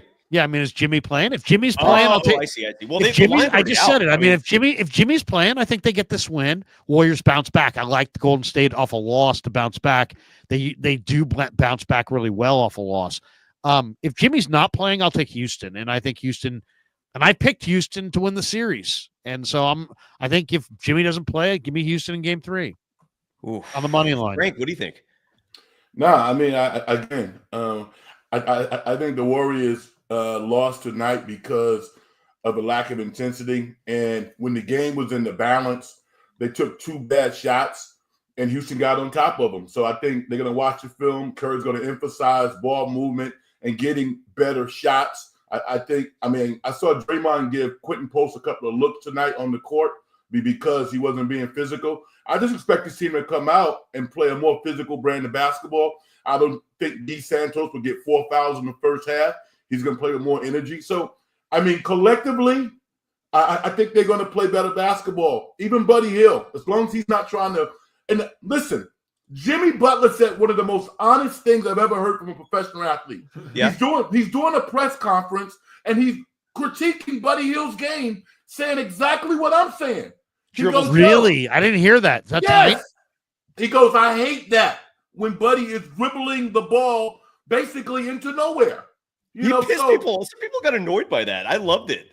Some people were like, I was like, yo, this guy's being honest. He knows basketball. Me too. So, as long as they play smart basketball, they're going to win. Bottom line. And Steph has to stop dribbling into crowds. I mean, contact or not, there were a couple of things that he did tonight that's very un-Steph-like, and I would strike that up to him maybe being a little tired. He's playing a lot of minutes now, but they got to play smart basketball to win this game. They do, they'll win. The guy, crashing Steph or whatever you want to call it, is had more. There's been more effectiveness of it being done in these playoffs than I ever remember before. He seems at times like you can overwhelm him. I think it's because of the thumb. You might be right. I think the thumb's partially affecting almost more than his shooting. I feel like it's affecting his ball handling and his passing. It is his ball handling. But also you think about it, and it's like the Rockets. If Jimmy Butler's not out there, like the Rockets, literally all they have to do is focus on Steph. Like that is all they have to do. Send everybody at Steph. They don't care if any of these guys are shooting. I mean, the amount of when the Warriors started to make that run, the amount of open threes they were getting, whether it was Draymond or Quentin Post, Moody, like all these guys were just getting wide open threes. They just don't care, which is another reason why they absolutely need Jimmy. Dan, at the very beginning of the show, you brought up Ime Udoka being caught on the mics, that's about what somebody had said on my post-game show. We were talking Giants and got a little Warrior talk. Somebody had put that in the chat, so I was quoting them. So well, I'm just it doesn't matter. I just wanted to clarify it, or at least maybe clarify it. Johnson in the chat saying that Udoka was telling his offense that the refs aren't calling fouls, and the quote was, "Don't worry, they're not going to call anything. Play through it." So who knows? I didn't hear the quote at all. Yeah. But Johnson in the chat just wanted to add a clarification. Bill M dropping a lot of paid chats tonight. I apologize if we're getting to these late. $5 saying Steve Kerr only plays Pat Spencer 12 minutes. He had 11 points. What is wrong with this guy? But he plays Buddy Hield 16 minutes. I'll say this about the Buddy Hield minutes, and I don't know. Let me know what you guys think. Is Bill related to Spencer? I mean, why do you care? I don't know. But Buddy, the rationale for the Buddy Hield minutes, according to Steve Kerr, is that he provides spacing, right? Even though he's a relatively inconsistent 3-point shooter, he's streaky. He's not very trustworthy. He still attracts gravity defensively, right? If he's out there, he provides the precious spacing that Steve Kerr values tremendously. But I don't understand the Buddy Hield minutes when Steph's off the court. Like, that's when it doesn't make sense to me, because at that point, I just don't get it in general. It's exciting because they have so few guys that can score on this team.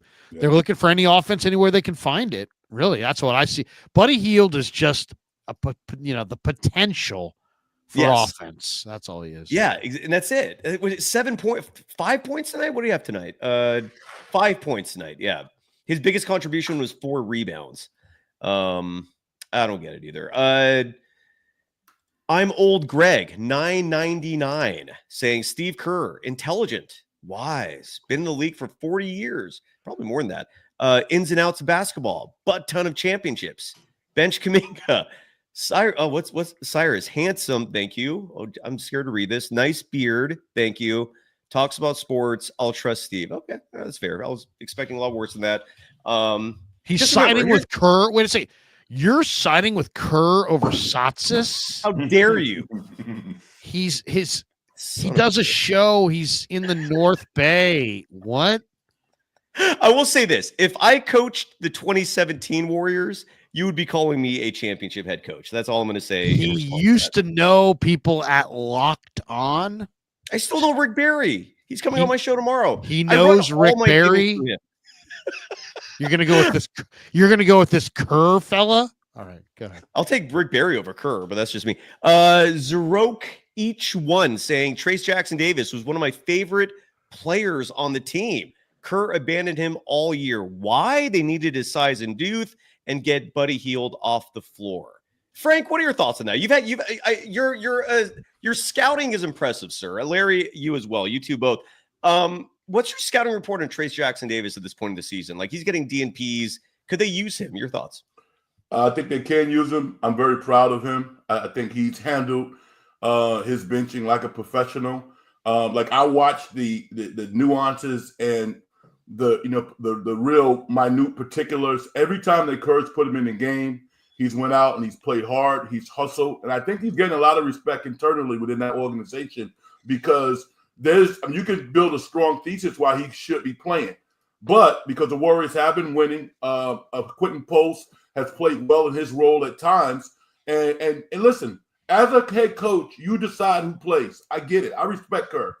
But Trace Jackson Davis, I think, has really enhanced his reputation around the NBA as a professional and as somebody who's going to be a solid NBA player. You can't play everybody. So, I take a step back and let Kerr coach the team, but I think Trace Jackson Davis can help him based on how he's playing now.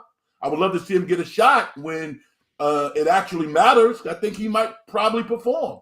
He's the last time we saw Trace Jackson Davis was that San Antonio Spurs game where the Warriors won by 42 points. He was filling in for Quentin Post, who was out with an illness, and then we just haven't seen him since. Anyone else have an opinion on? Yeah, Trace this guy played 4 years in the Big Ten. He knows how to play. They could have utilized him. Kerr's in love with Kevon Looney, and Looney is, a shadow of what he used to be. He's not the same guy. He's still got good basketball smarts and everything, but he's limited. Trace, you're looking at Golden State and they look so much older and less athletic than some of these teams. And you're sitting there going, well, you're playing Kevon Looney, but you do have Trace Jackson Davis, who probably could rebound outside of his area and probably give you a little bit of something. But, he's going with the low end veteran that he knows over the potential of whatever TJD can provide. And TJD is just going to have to wait his turn. I wouldn't even say anything. If I was Trace Jackson Davis's agent, I wouldn't be like, hey, you know what? You need to do this. You need to do that. Just keep doing what you're doing. Yeah. This is a Kerr Looney thing. He likes you. He loves him. And that's the bottom line. He loves Looney. They've been in parades together. He's going to play Looney. Looney played 13 minutes tonight. As soon as this game was pretty much done, which is when Jimmy went out, in my opinion, they probably should have gotten some minutes for all the young guys and say, because this is a long run. This is not a sprint. So if I was Kerr, I may have tanked this game earlier, but whatever. I would have used Trace Jackson Davis. He played him, but he played him for 4 minutes. I think I would have played him for 10 minutes at least. Moses Moody was once compared by Steve Kerr to was it Trace Jackson Davis in terms of, no, it was Kevon Looney. I'm sorry. In terms of being a stay ready type player who's always there when you need him, regardless of the role. How did Moses Moody feel about that again? I mean, it sucks. Yeah, it does. So elsewhere in the chat, Chardall is going to the game on Saturday, game 3. Good for you. I'm old Greg, another $1.99. Oh man, he's calling me out saying I'm Grant Cohen wearing a costume. Larry, you work with Grant regularly. Is that a huge dig? Is that just a minor punch in the gut? How should I take that? You're talking about the biggest guy on YouTube, so you might as well just take that as a compliment. Thank you. You know what, Greg? Thanks for the deuce. That's what I would say. Greg, thank you for the deuce. Absolutely. Ryan 3000 saying there's a new angle and Eamon didn't get pushed. Oh, going back to the Jimmy Butler fall. Okay, so Draymond Green did not, in fact, shove Eamon Thompson, forcing him. Eamon Thompson went flying. So either he dove into Butler and he was trying to take him out in midair, and then she should be suspended for the next game, or he got pushed. So if he didn't get pushed, what do you guys think and he on went that? flying into Jimmy Butler, and Jimmy Butler was in midair, defenseless, and if that's the case, they should be suspended and not be allowed to play in the next game. I mean, that was how's that not some super flagrant foul? The guy could have been paralyzed. Yeah, if Draymond did that, oh boy. I thought Draymond actually pushed the guy a little bit. So you're telling me there's a new angle and Draymond didn't push him? If he didn't push him, he went into Jimmy Butler's pretty hard. Jimmy Butler's a 225-pound man. He went flying. His legs went flying in the air. So I don't know, man. If he really didn't get pushed, then they need to probably take Thompson off the floor. He didn't get pushed, but I think he's also the single most athletic guy in the league. And, you're taught to follow your shot. I think he's just being a spaz. Like he's just being there's these just young, hyper athletic raw dudes that are just spazzes. And he got kind of caught up in between, like Draymond's foot was down on one side. Steven Adams, who's an absolute brick wall that can't be moved, on the other side. And he just it was just unfortunate. It was spastic. Which is something you got to deal with the Rockets. That always makes me nervous. Like every time Steph's going in for a layup, I'm like, oh my God, no. Yeah. Right, that's a great explanation. Such a hard fall, dude. It could have been worse.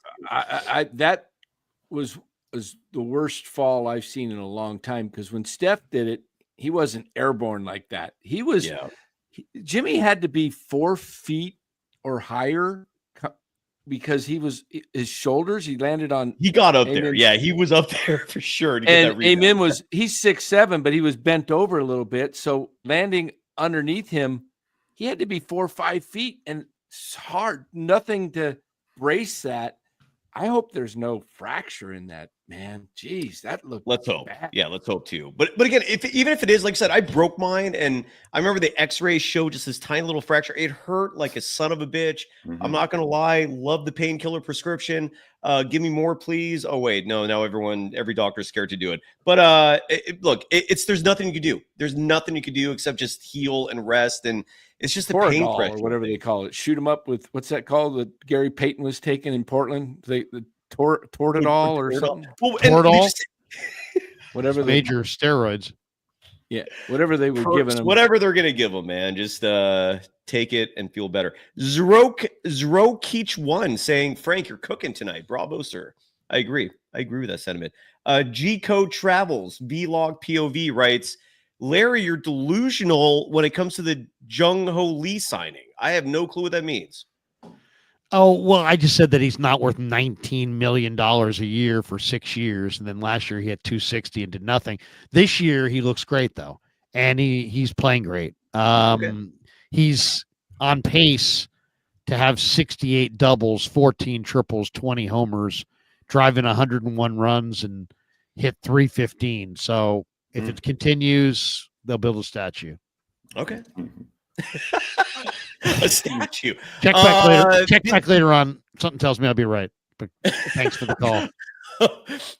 Vintage Mr. J, $5, writing that people forget Kuminga didn't play for a few months, then played a few weeks. They didn't play for a few games. Yeah, there's been zero consistency with his minutes. I wholeheartedly agree. A lot of donations here. Thank you, everyone. I'm getting through these. Please forgive me. O'Shea Barton, $10, saying, I think Jonathan Kuminga's IQ is just not good enough for the Warriors offense. He attacks Steven Adams, Van Vliet, and Green on him and shoots threes. He did good shooting threes tonight, but Podziemski has picked up this offense faster and better.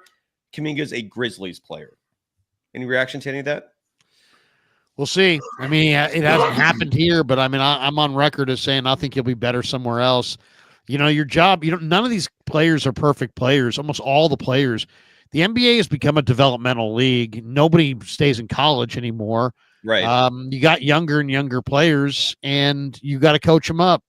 You know, it's like you're going to blame the young players for not developing. Okay. But the coaching staff shares in that blame and that responsibility. Let me say this. I think there is something to intuitive, smart basketball players. Like I wasn't good enough, but I think if I was good enough, I could have played in the Warriors offense and in their defense very easily. It would not have been a problem. I like smart coaches. I like all things intelligence, right? But remember when Dennis Schroeder was here? People killed him in the Bay Area. They killed him. They thought this guy was a G League player. Have you seen him play on Detroit? Yes, he's playing good. And He's playing better than good. He's playing great. He was playing great before they got him, too. Yes, right. So what that says is that it's the system. Yeah. And every player is not built for every system. Detroit has a very simplified system that speaks to Dennis Schroeder's strength. He's a high pick and roll guy who can make an occasional shot when he's wide open. He's a tough defender. Steve Kerr didn't ask him to do any of those things. He said, pass the ball and go stand in the corner and shoot threes. I can't do that. So Kuminga's going to shine somewhere else. Watch. Right. Watch. Yeah. Or, and I do believe this. I maybe there's a change in the coaching position after the season. I mean, a lot of it I think will depend on how the team does this postseason. But let's say they lose to the Rockets. I don't think it's out of the realm of possibility that Steve Kerr's out of here, man. I really don't. Like for him to publicly say, thanks for the Jimmy Butler trade, but now you made your prize draft pick irrelevant in the process.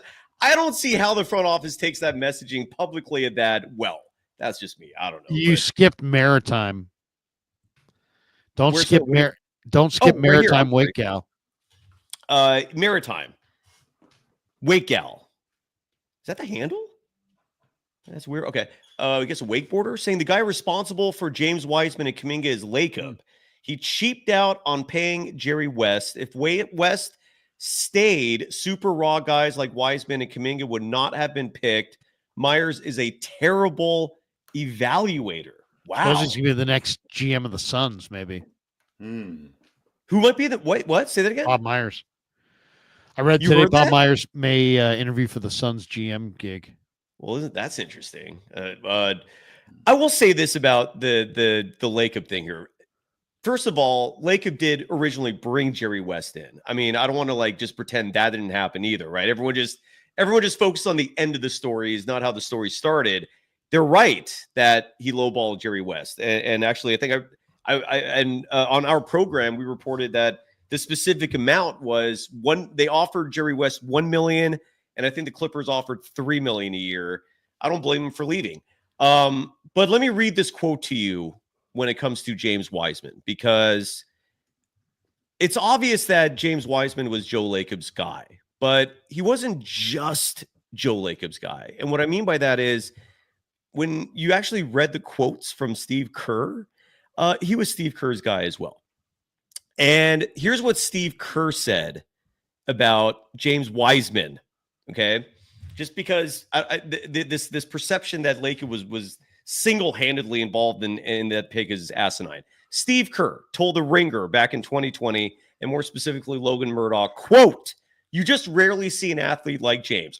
You rarely see a guy 7 feet tall who moves like that with that kind of coordination and hands and character. He was a leader in the clubhouse." And then it was a matter of really making sure we watched all the other guys and evaluated everybody. And the other guys were impressive too. I mean, Ball and Edwards really stood out, obviously. I think the whole league had those three guys at the top three. Everybody probably always says this, but I can tell you without hesitation, James was the top guy all along, unquote. And Joe Lacob saying, quote, "Our entire front office and head coach wanted to draft James Wiseman. We were universal in that regard," unquote. So I don't know. What do you guys think about all that? Should have traded for the big D. I think it was Colonel Mustard with the rope in the conservatory. So two things that I heard around that draft. I can't remember what it was. It might have been on like a Bill Simmons podcast or something. Well, I heard that the number 2 guy was Halliburton, not LaMelo. Who? What do you mean? What do you mean the number 2 guy? The number 2 guy on their board. Not LaMelo. Board? Yeah, not LaMelo, not Anthony Edwards. Who reported that? Because we need to. I heard that as well, actually. I heard that as well. Yeah. Here's what I heard, and this is a source directly to Myers, which is that they tried to trade down from that pick. No one wanted it. So they kept it, and they picked them with Wiseman. But I need to know what the sourcing is on that, because everything I've heard behind the scenes and literally on record is that they were all very high on Wiseman. And I can tell you this about Anthony Edwards, who was available for the Warriors, but Steve Kerr single-handedly called Anthony Edwards lazy and shot the idea down. Wasn't impressed. So and like Edwards said, that was like the turning point in his like career. But then I've also heard that LaMelo allegedly they're thinking tanked the interview with the Warriors. Like everyone just came off feeling like, oh my God, what a terrible. His dad, like back then, his dad was such an important figure. Like, would you guys have picked LaMelo in hindsight? Like, what would you guys have done if you had a chance to go back again? Trade down, take Halliburton. Yeah, but they didn't. No one wanted. Probably would have taken Wiseman, but the bottom line is he looked great in the workouts. The guy spoke Mandarin, the whole thing, but he just had terrible hands, and he's just a big marshmallow. Did you hear Edwards when he got fined for the other night? Yeah. Oh yeah. He gets fined a lot. Yelling at the Laker fans, you mean? Mm-hmm. Yeah. Rip Coog Rebels in the chat is saying the Warriors have the number 2 pick. So how was Anthony Edwards available? Well, the Timberwolves were desperately shopping the number 1 pick. This is from Brian Windhorst of ESPN said, quote, "To go back to draft night, the Timberwolves were very interested in trading out of this pick. They were trying up until they were on the clock, from what I've been told, to get the Warriors interested in moving up. The Warriors had their draft pick this year, depending on where it falls, and I think they wanted it back, quite frankly. They were saber-rattling, according to the stories, that they were going to take James Wiseman. The Warriors were really locked in on James Wiseman," unquote. I got that I've one done a lot wrong. of research on this, man, because I'm trying to get the truth of everything here. And he was available. Anthony Edwards could have been a Warrior. Steve Kerr thought he was lazy. And people ask why I'm so frustrated with the guy. It's like I got that one wrong. Based on his college career, and I didn't do enough intel, but I didn't think that he was going to be as good as he is. I mean, he's a fantastic player. Now, with regards to Wiseman, I mean, he tore his Achilles last year. He clearly wasn't the number 2 pick in the draft. But again, I go back to the Warriors' lack of development of players. You know, I mean, yeah. I think it's a problem. I mean, Quentin Post came into the NBA with the unique ability to shoot 3-point shots. Beyond that, I'm still waiting for some aspect of his game that I can say the Warriors have developed because I haven't seen it. So, I'm going to say this. The Warriors did not do a great job developing Wiseman. And not that he was a number 2 pick. I don't think that was his level of value. But I think this guy's going to probably be around for 10 years. If he was a bum and terrible, he'd be out of the league pretty darn quickly. Remember Rashid Tabit from UConn? Rashid Tabit, yes. I mean, that dude was on the skids like 2-3 years after being drafted. Correct. Because he wasn't that damn good. Why is he going to be a service so big? Correct. I mean, look at the guys on Boston now. Some of those big guys they have. Those guys are making a living because they developed. Yes, sir. And I'll say this, though. I think the Warriors did all they could with Wiseman. Even, they brought in Dejan Milojevic, who tragically passed a few years ago.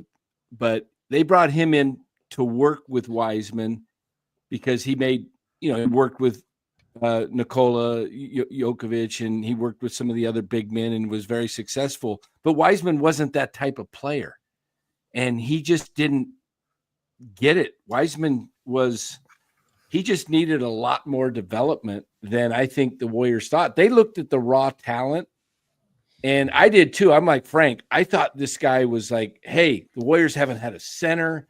This guy's 7'1" or whatever he was. He's athletic. He can run the floor. He can shoot. Like they thought. It's the problem is when you get into a personnel mindset where you're thinking about the future. Yeah. The future.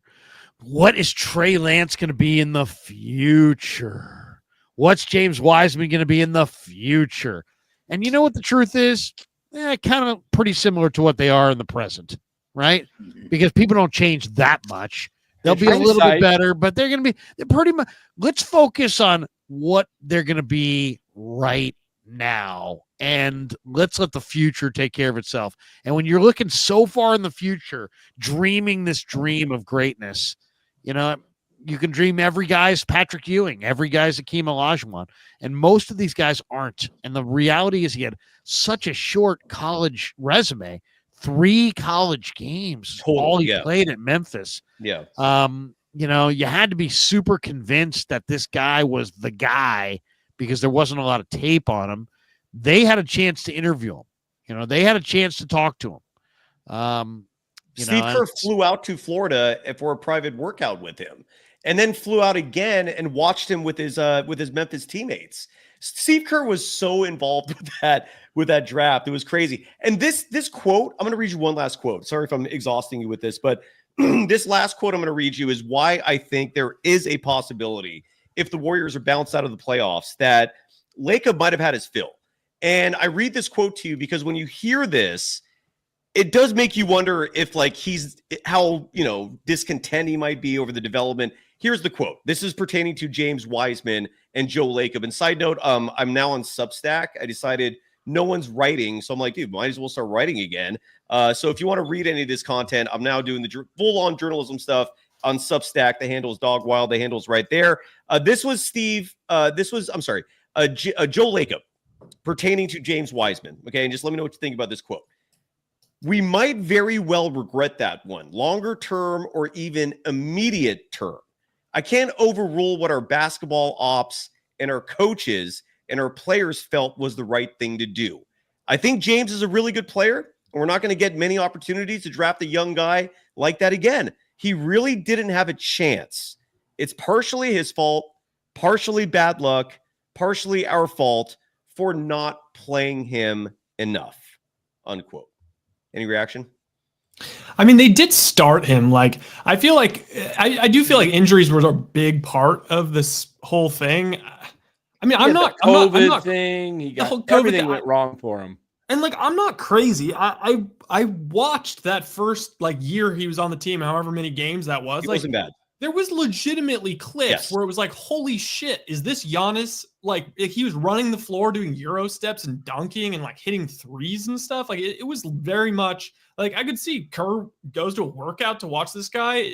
I'd be enamored. Wiseman, his rookie year, 11.5 points per game, 5.8 rebounds per game, 0.9 blocks per game. What happened? In just 21 minutes per game, he was putting that up. He also didn't have the hand issues. Those hand issues where he's fumbling all the time and couldn't hold on to the ball, that did not show up his rookie year. That was a mental thing, at least from my perspective. But you know, in hindsight, obviously hindsight being 2020, but Larry talked about, instead of looking so much into the future, they lost Clay the day before the draft. Yeah. And they could have replaced Clay with Good memory. Edwards. They could have made that trade for Edwards. Yeah. Or got somebody to be that position, whether it was Halliburton or whatever. They just, man. And then personnel is about having the conviction. I mean, you got to have the conviction.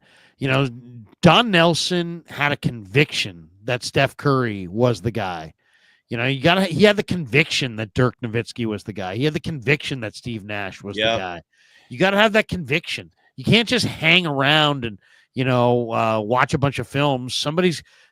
Jerry West had conviction that they should not trade Klay Thompson for Kevin Love. I mean, you got to have those. You got to have that. And you've also got to look at absence of that. You just can be lost. Yeah.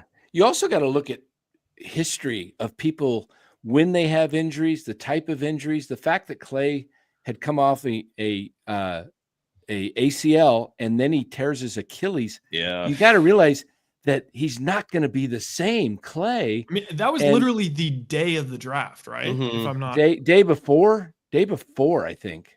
Day before. Yeah. It was announced the morning of the draft. Yeah. But you have to realize that he was whatever age he was, 30-ish at the time, that he was going to miss a full year and he wasn't going to ever really be the same. And you got to say, it's like kind of like the Niners with Brandon Ayuk. I mean, I don't think Ayuk he might be in a couple years, and I don't want to get too far off this, but Larry, I got an idea, but this will never happen.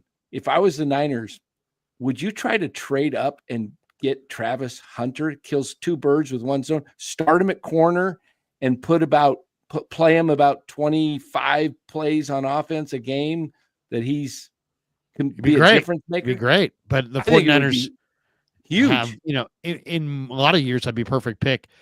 This year, though, they have literally a dozen needs, so they really probably should just trade back. But you get two needs there in one. Right. No, seriously, he's a great player. He's clearly the best player in the draft. I want to, unless I could go forever, but I don't want to exhaust everyone else and you guys. We'll start wrapping it up here. But Icy Travels leads to a soundbite I'm going to play right now of Stephen Curry talking about Jonathan Kuminga. Icy Travels drops $5 saying Kuminga not playing in the Clippers game, the Grizzlies game, the play-in, the Houston Rockets game 1 equals the Warriors play better. You can't tell us that in any of those games the Warriors would play better with him. I don't agree with that. I mean, the Warriors lost the Clippers game. The Warriors barely beat Memphis in the play-in game. I don't know if I agree with that sentiment. What do you guys think? No, the statement has no nuance. Watch the games. Yeah. I mean, they got out-rebounded then about 20. If he goes in and he just grabs like 3 rebounds, maybe that's a different possession. I mean, listen, man. Credit always goes to the coach when they win. Stephen Curry is an unbelievable player. He can make coaches right. Yeah. Great players can do that. But that doesn't mean that a player who doesn't play doesn't have value. I mean, give me a break. Yeah. And there's a lot of people that confuse making a case with an assertion. All that is an assertion. You just asserted that. You're not really defending that or supporting that. And here is Stephen Curry. This was after the game tonight, courtesy Hold on one second. I Larry. gotta close my door. Hold on a second. Well, give me 30 seconds. Okay. So Larry will be right back, but I'll cue this up anyways. This is courtesy of Larry's employer, my former employer, Ryan. You're a former employer, right? You worked at KNBR once upon a time, I was correct? an intern. Yeah, there you go. Good enough. You're part of the fraternity. Frank, you used to be a fill-in host there. Am I mistaken on that? No, I was at KCK up in Sac. Oh, okay. Well, you still did radio. 1140. Yeah, I did. Close enough. And Dan, you've been in the Bay Area your whole life. I feel like you've listened to so much KNBR. We might as well call you in the fraternity as well. So, Larry, this is your current employer that you're on the air, I believe. Correct me if I'm wrong. Every weeknight from 6 to 7 p.m. talking Niners and then some. This clip is courtesy of KNBR, and this is Stephen Curry after tonight's loss. The final score again in Houston, in case we never read that, 109-94. Steph was asked about Kuminga. Let's hear what Steph has to say. You always say, stay ready, even if you're out of the rotation. Jonathan's obviously been out for a while. Did you know he would be ready, and did you think he performed like someone who was ready tonight? I thought he played aggressive. I know he probably wants to play better and, knock the rust off. But as soon as Jimmy went down, I actually saw him on the bench and gave him a little love and knew he was going to get his number called pretty quickly. And that is the nature of this league. We talked about it all the time. It's just hard to know and predict when it's going to be. But for him to come out and play with energy and aggressive, with aggressiveness and just understand he can impact the game and he's going to have a huge part in what we do. I think whether Jimmy's out there or not, it feels like it could swing a different way. And so that's the challenge. And it's always been for him to see the pictures, understand the intensity that's out there, try to be in the right spots defensively. And then when he has opportunities to, be aggressive on the offensive end, take them. We trust him when he has the ball in his hands, and however many minutes he's out there and be ready to play. When you talk about seeing the pictures with Kuminga, what do you mean by that? Good question. Understanding where help side defense is, where your driving angles are, and not driving into a crowd. If you're open, shoot it. All the decisions that you make pretty quickly. I think when we're at our best as a team, not just him, when we're at our best as a team, either me or Jimmy creates an advantage. We swing the ball, the ball starts hopping. You either get somebody at the basket, you get a clean look from three. You create closeouts that are really hard for teams to have to guard consistently. And just understanding where your spots are, and being aggressive in those opportunities. All right. Any reaction? There you have it. That's what I took out of that. They Steph don't dresses trust, like an umpire.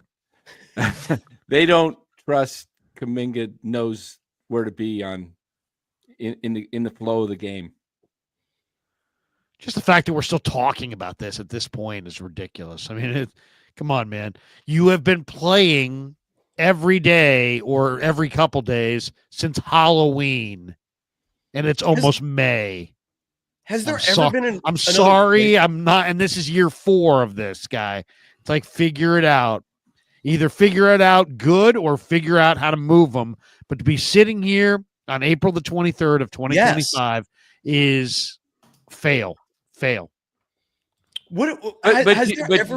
you blame the Warriors for that, or do you have to look at Jonathan Kuminga and say he's super talented, but like Frank was saying with Detroit, with Schroeder, he just hasn't fit their system. It's a complicated system.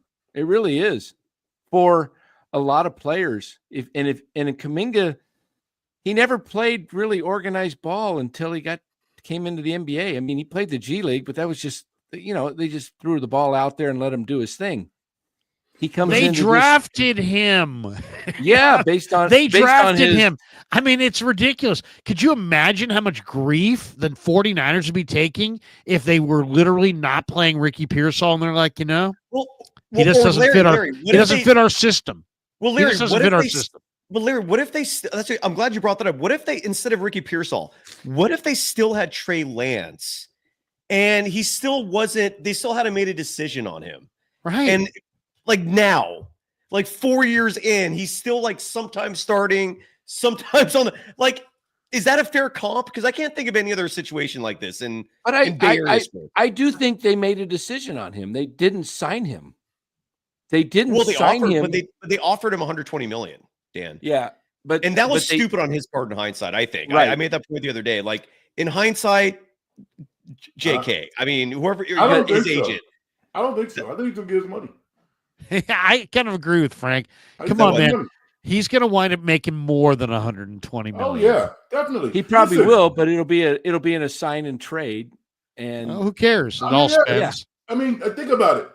Jonathan Kuminga is one of the few players who actually puts butts in seats. Yeah. I mean, you send him to any city, you're going to see little kids with Jonathan Kuminga jerseys on. Now, I'm going to say something about Kuminga also.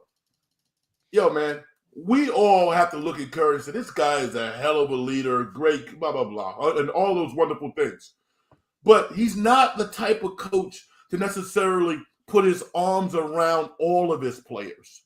I mean, he's just he's a different type of coach. He's a Phil Jackson type pop, And some of these young boys that come into the league, they need that.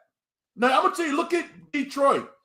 Detroit's not winning simply because they have a new offense or they have a new defense. BJ Bickerstaff has found a way to really get those guys engaged and make them believe. These are boys. These are young guys. And Kerr, to me, is not that type of coach. And I think Kuminga probably needed some of that. He wasn't mature enough to just, this is your job responsibility. Go do it. He needed to be coached up in an emotional way. And that's not something that Kerr does very well. I don't think he does. Well, and there's a couple people in the chat like pushing back, like saying that the praise you're giving Kuminga is ridiculous, to which I say he was a number 7 pick for a reason. He was projected in some mock drafts to be the number 1 pick for a reason. He's a freakishly gifted athlete. Again, the low IQ dings that a lot of people give to him, I've never once heard that from anybody that's actually connected to the team, who's actually an insider. But Larry, I can shut all those people up. Say again?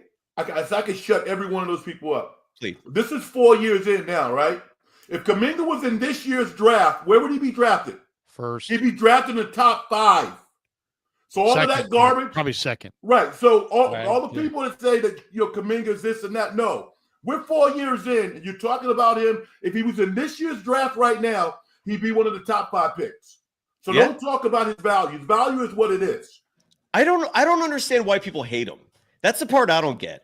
Like, people have legitimate vitriol toward this kid. Why? I think it's because of you, Cy. I'm just kidding. No, I think it's because of Kerr. I think it's because Kerr made a decision, and you have so many people that just blindly worship every decision he makes. Steve Kerr goes, you're benched. Then half the fan base goes, he's benched because Kerr thinks he's not worthy, so that must mean he's an idiot. Like, it's insane. Like, I've never experienced another athlete like this. I'll ever. just say this. I'll say this. Last week, my brother was on post-game show, and as a coach, he said every coach wants to win. So a coach is not trying to not bench guys because if he thinks they can help him win, he's going to play them. I think with Kuminga, he had that great run before they traded for Jimmy, and then he got hurt, and he was blossoming into he was clearly the number 2 guy behind Steph. And they were going to Kuminga to be like the guy in clutch situations at times. They were just saying, take over. And that's what he is, an alpha. He needs to be the guy that is.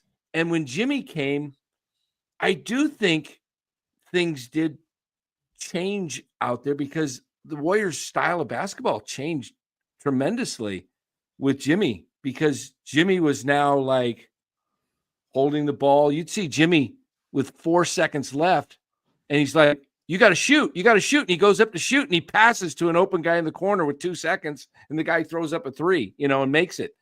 But it was like Kuminga is a guy that has to be a guy that is like a like a bull in a china shop. Just go, boom, go to the hoop. And that's his game. And the Warriors are trying to get away from that, it appears to me, that they are saying we're going to run the offense more through Jimmy and Steph, and it's a 2, and their other 3 guys got to be aware of what's going on. And maybe look at this. Like this guy Brad Wolf. Look at the fucking like this is how much people like him hate Kuminga. I've been here. I love Larry Krueger my whole life, but this shows insistence on Kuminga, like we're committing a fucking crime here, is a crock of shit that is hurting all your cred. This is literally the vitriol that Kuminga brings out in people, man. I don't get it. Now, some people say, like this guy or girl, I don't know what your gender is. Icy Travel says, why do you hate on Kerr? I don't hate Kerr. I believe in bringing truth to power, though. If anyone has power here, it's Steve Kerr, the man who makes $18 million a year as the highest paid coach in the NBA, a man who's allowed to hire his son, Nicholas Kerr. Side note, no one dares to call him Nick, and his last name for good reason. Explain that one, side note. But point is, Kerr has power, and I don't think he uses that power efficiently and to the best of his usage. But let's go back to this, because don't you think before they traded for Butler, when Kuminga was playing out of his mind, that Kerr was like starting to really believe in him fully? He benched Draymond, Dan, for Kuminga. And I think I don't think it's intentional or personal. I do think he's making a coach's decision that says, I think we are better. Having him not play gives them, in Kerr's mind, gives the team a better chance to win. Otherwise, he'd be playing him. And he was playing him before they got Butler. So I think the Butler thing is really the thing that's changed everything. Well, and it's just like Jason Tatum. Like Jason Tatum, when Kevin Durant came back from injury last summer, suddenly made Tatum irrelevant in Steve Kerr's mind, right? I'm with you, Dan. I don't think it's personal, if that's what you're trying to say. Like, I don't think it's a personal thing. I think I do agree with you. I think Kerr is just doing what he thinks is best. Mm-hmm. I think it's crazy. That's just, anyways. I don't agree with it, and I think this idea that no one could win with this team besides Kerr is just crazy. You know, I don't know if they win 4 championships. He's brilliant. I mean, I think sometimes people get this sports god complex to think that these great coaches, these great general managers, that they are not fallible. Everybody's fallible. Everybody is. But and it's okay to acknowledge when you have a perspective that says that they are. The guy's great, but he's not perfect. There aren't any perfect people. But didn't you just hear what Steph said? If you listen and read between the lines, Steph is saying, we got to make sure Jonathan knows where to be, what to do. That's coaching. But that's also coaching. Rust, Dan. I think a lot of that was also because he's missed so many games. That I think he's just not picked. See, Kuminga is a guy that plays off of instinct when he has the ball. He knows what to do with it, but he doesn't know exactly what to do with the offense when he doesn't have the ball. He's got to be at a certain place setting a screen. He's got to be in a different spot on the court. And if he's just standing there not knowing what he's doing, then that is clogging up the offense. That's what I heard. That's what I heard Steph say. And I think, like, on that point, also not even just related to Kuminga, I do think with like the way Kerr wants to run this offense, I do think Steph has a big say in that, because I think this is the way Steph wants to play. Mm-hmm. Yeah, until I see evidence of that, it's Larry, Claudaddy Arcades. Steph can do no wrong, but I mean, Steph and Clay and Draymond also wanted Avery Bradley instead of GP2. So I mean, it's a good point. You don't always listen to the players. Always, you hear your players. You don't always listen to your players. Well, and then we have LeBron, the GM, right? Who like front offices for years listened to, and you saw how that turned out. Claudaddy Arcades, Larry, you're one of your sponsors. saying, "Do you have any Ralph Barbieri stories?" Around the Warriors. It falls around the Warriors, yeah.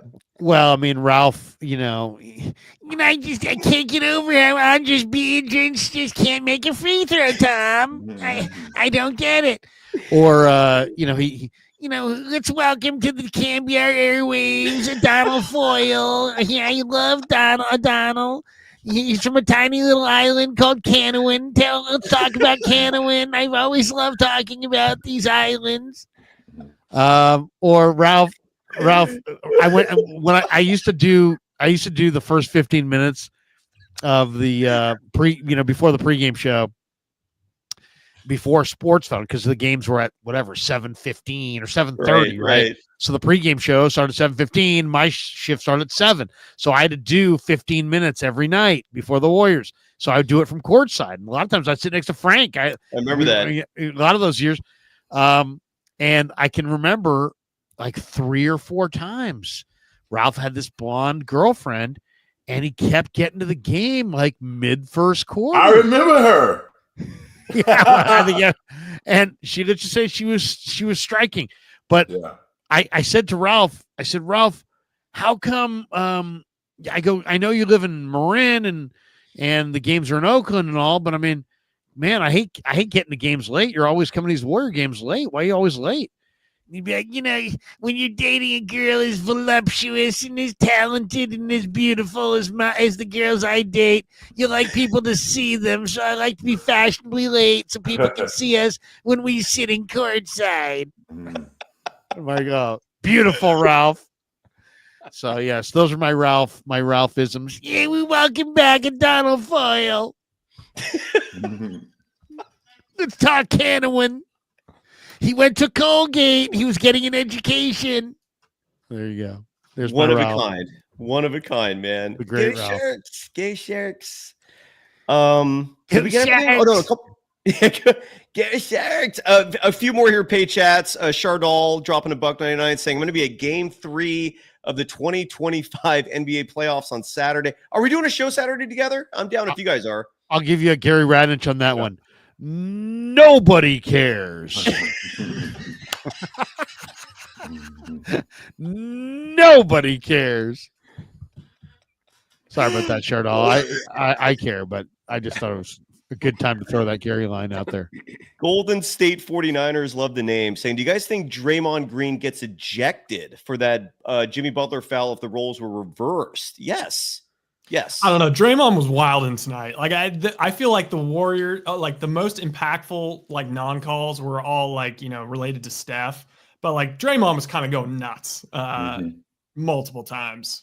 So yeah. Oh, I'm forever going to be curious about what him and Fred VanVleet were having a discussion about, because that was gonna escalate if people didn't get in. There was a security guard I never knew existed. Just popped in there. I don't know if you guys saw that guy. Dude was huge. He was like way bigger than Draymond Green. Right. Yeah. Brief non sequitur here, just related to Fred VanVleet. This popped in my mind. Yeah. What would you say? Because Larry, you had that stat about like how unbelievable their record is when they 11-11 without him. Yeah. And it's like really his job is just to be, because it's just a bunch of young, athletic, freaky guys that are all kind of spazzes, and then Şengün and Adams. And it's like they don't know how to get into offense unless he's there. Like he's like the one responsible guy. What would you guess? Because he's not shooting very well this series. What would you guess his field goal percentage is for the year? 38%. Jimmy Butler? Who's Draymond? Yeah. No, he's talking about the point guard for 38. For Houston. All right, Fred VanVleet. Field goal percentage. 34. 3-point or just overall field goal? Just field goal. So Frank's actually right. It's 38%. But that's shocking to me. That's not good. That you can be that important and be like a starting guard and like be a scoring guy and shoot 38%. Well, Larry brought up his contract. He makes $42 million this year. He has a team option for $45 million next year.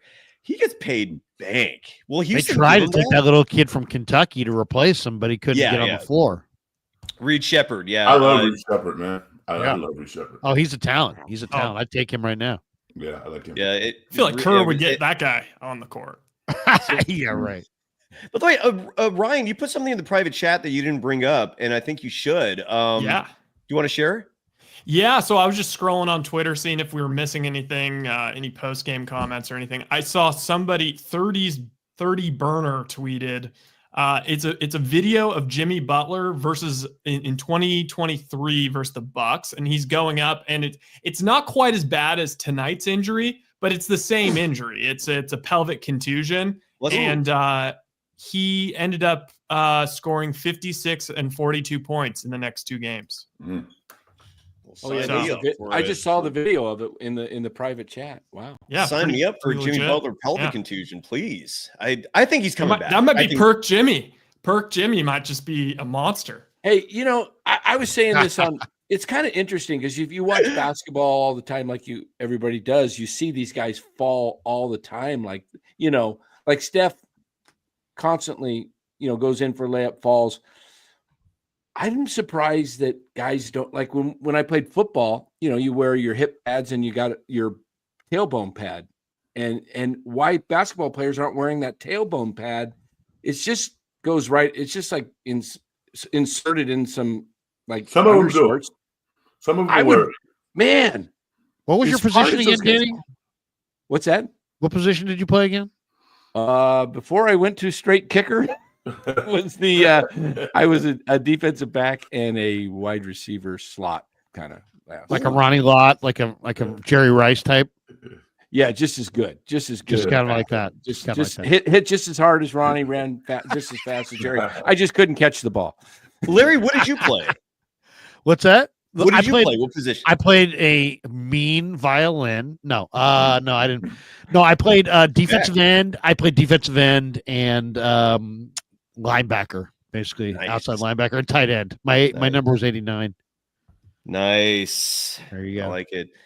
Golden State Niners also saying the Warriors will win this series in 6. We're almost there. Let the jet fly. This is a record, by the way, for pay chats. Never seen anything like this. Probably not a great way to shorten Kuminga's name, by the way. Yeah, probably not. No. is really good, but he's really bad with Steph. He doesn't work in the Warriors offense. It's like every other play, he misses a switch or is out of position. For example, he didn't force Green left once tonight. Kind of reminds me of that band Quiet Riot. Remember, Come On, Feel the Noise? Yeah. There you go. And then 2 more HR, $2 saying Kuminga has shown that he's not worth investing in. And Let the Jet Fly. They're up in $1.99 saying, would you risk Rue back in 2015 and did coach? Yes. It's a very controversial topic. I'm thinking about writing an article about that. As soon as the show's over, would you risk Rue back to 2015 and did coach? Whoops, sorry. Well, let me get that back. And if you say it kind of perplexing, it sounds really on the money. Would you risk Rue back to 2015 and did coach? Hey, who do you think first one to figure it out gets a $10 super chat credit? What the heck is that? Would you risk Rue? That sounds like somebody from your HOA, maybe after a couple beers. Rue. Rue, the character from Winnie the Pooh, possibly. Oh. Okay, well, there you go. Oh my God, that is funny. Sorry, did coach. I just had to sneak that one in there. All right. This is why you get more supers late at night. I'm gonna try. He probably should have just paid a few extra bucks and got more words. Super and what happens to that penny, by the way? Does somebody say, you know what? I mean, are they trying to lure us in? Or I don't get the $1.99. Yeah, because it's not like they're trying to sell us. Are they selling us? I'll take it. No, I want a dude. And how come there aren't a few $2.01? There's a lot of 99s. How about $7.99? How about 801? We're not getting a lot of that. Make it make sense. Make it make sense. Guys, I gotta go because tomorrow's draft day. This is draft day. Hey, Larry, you know what? It's only 5 minutes at 12. Let's get in one more mock draft. Can we? One more mock draft. Fire up the mock. We got a follow up. Hold on. Let the jet fly. Another $4.99. LOL. Sorry, cracked screen. Would you risk rewinding back to 2015 with a different coach? Hell no. But I would move on 2 years ago.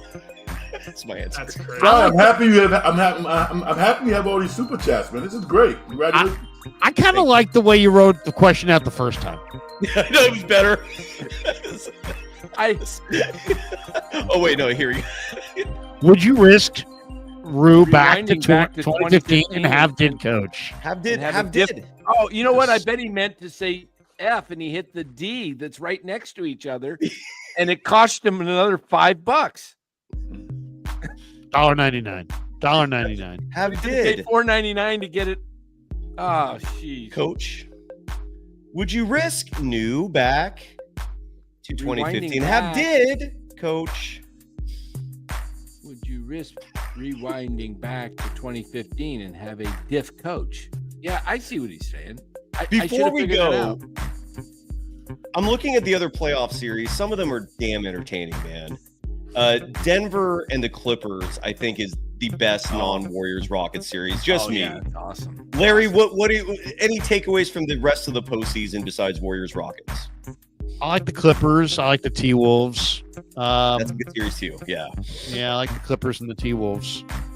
I like the Clippers. I'll tell you, what's really scary is watching how well at times Kawhi Leonard is playing. I mean, Kawhi Leonard to me looks like he's playing at a level at times that he might be able to bring the title to LA.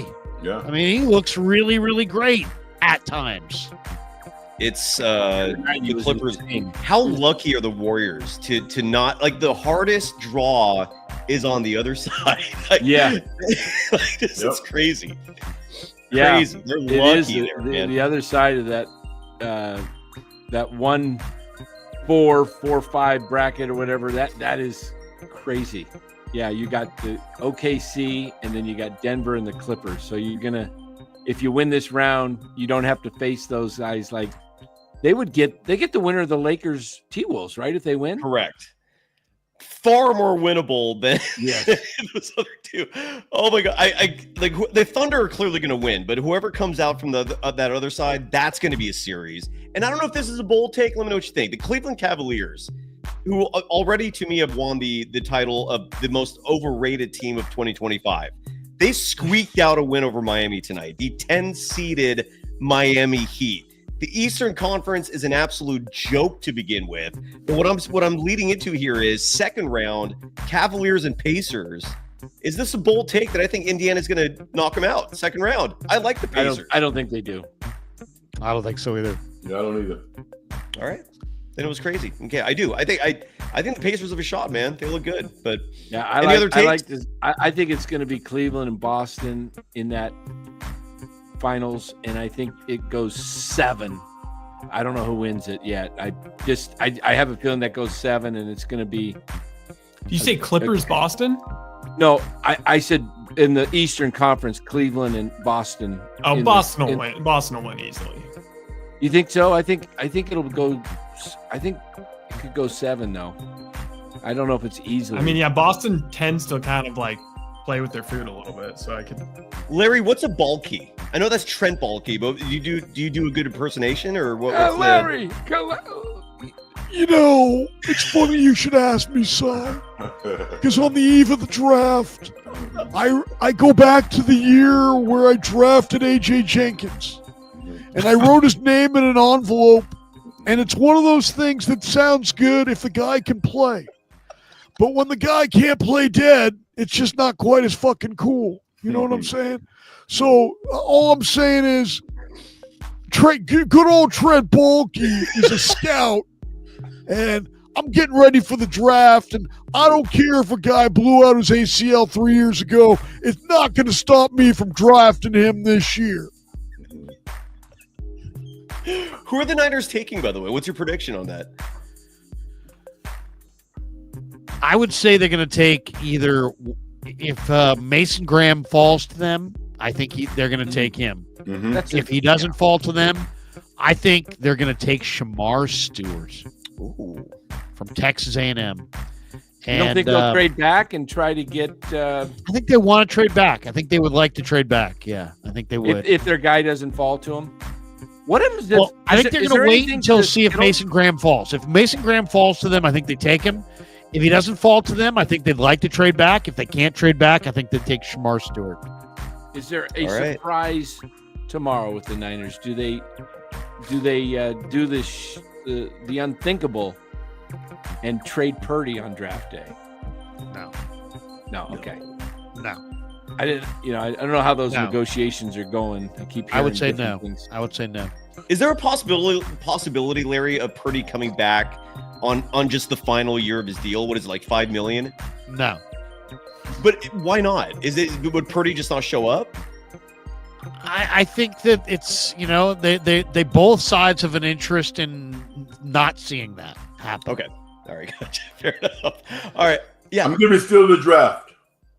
Jalen Milrose. Who? Milrose. Jalen Milrose. Yeah. He's going to go in the first round. I bet. I bet he goes. I bet he goes around. I'm getting Lamar Jackson vibes. Lamar Jackson was a better passer at Louisville, but when I look at Milrose run, that dude is different. He really is. He's got 4.3 speed. He's got a great arm. He's in terrific shape. He looked terrible in Mobile. It's going to take some development, but I like Jalen Milrose, a prospect, more than Shador, more than Dart. What about Tyler Shuck? More than Tyler Shuck. I don't like guys who've been in college for 7 years. You mean the guy that's 4 years older than Kuminga or something? Yeah, this guy's an older guy. He's been around. He was Justin Herbert's backup quarterback.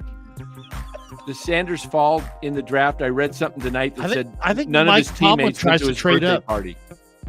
Yeah. Draft day. All right, I'm going to go like this way. I know, Larry, you normally do this. I'm going to follow your lead on how you end shows.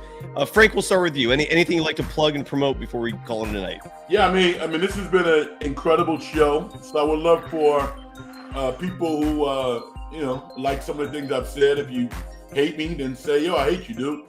But just follow me, all right? Look at my the tag. I don't think anyone hates you, Frank. I wouldn't worry about that. Nah, it's all good, man. I hope not. No. We're talking to hoops. I'm Frank, joking. I hate you for your basketball opinion. I hate you. But but check my show. If you like it, then subscribe to it. Follow me at Big Frank Red at X. And Rod, hit me up, man. On either side, you too. I don't know if you guys saw Sinners. The movie's phenomenal. So, saw on IMAX today. Yeah. It was good? Oh, my God. Well, we didn't have Joker type musicals. It was actually not corny. It's incredible. What was the movie? Sinners. Oh, by Ryan Krueger. Well, I wouldn't know anything about that. I've never Oakland native, if I'm not mistaken, right? Ryan Krueger. Yeah, I spent a lot of time in Oakland. Originally from Richmond. Played football at Sac State, I believe. And played a little football at St. Mary's. You played football at St. Mary's. Okay.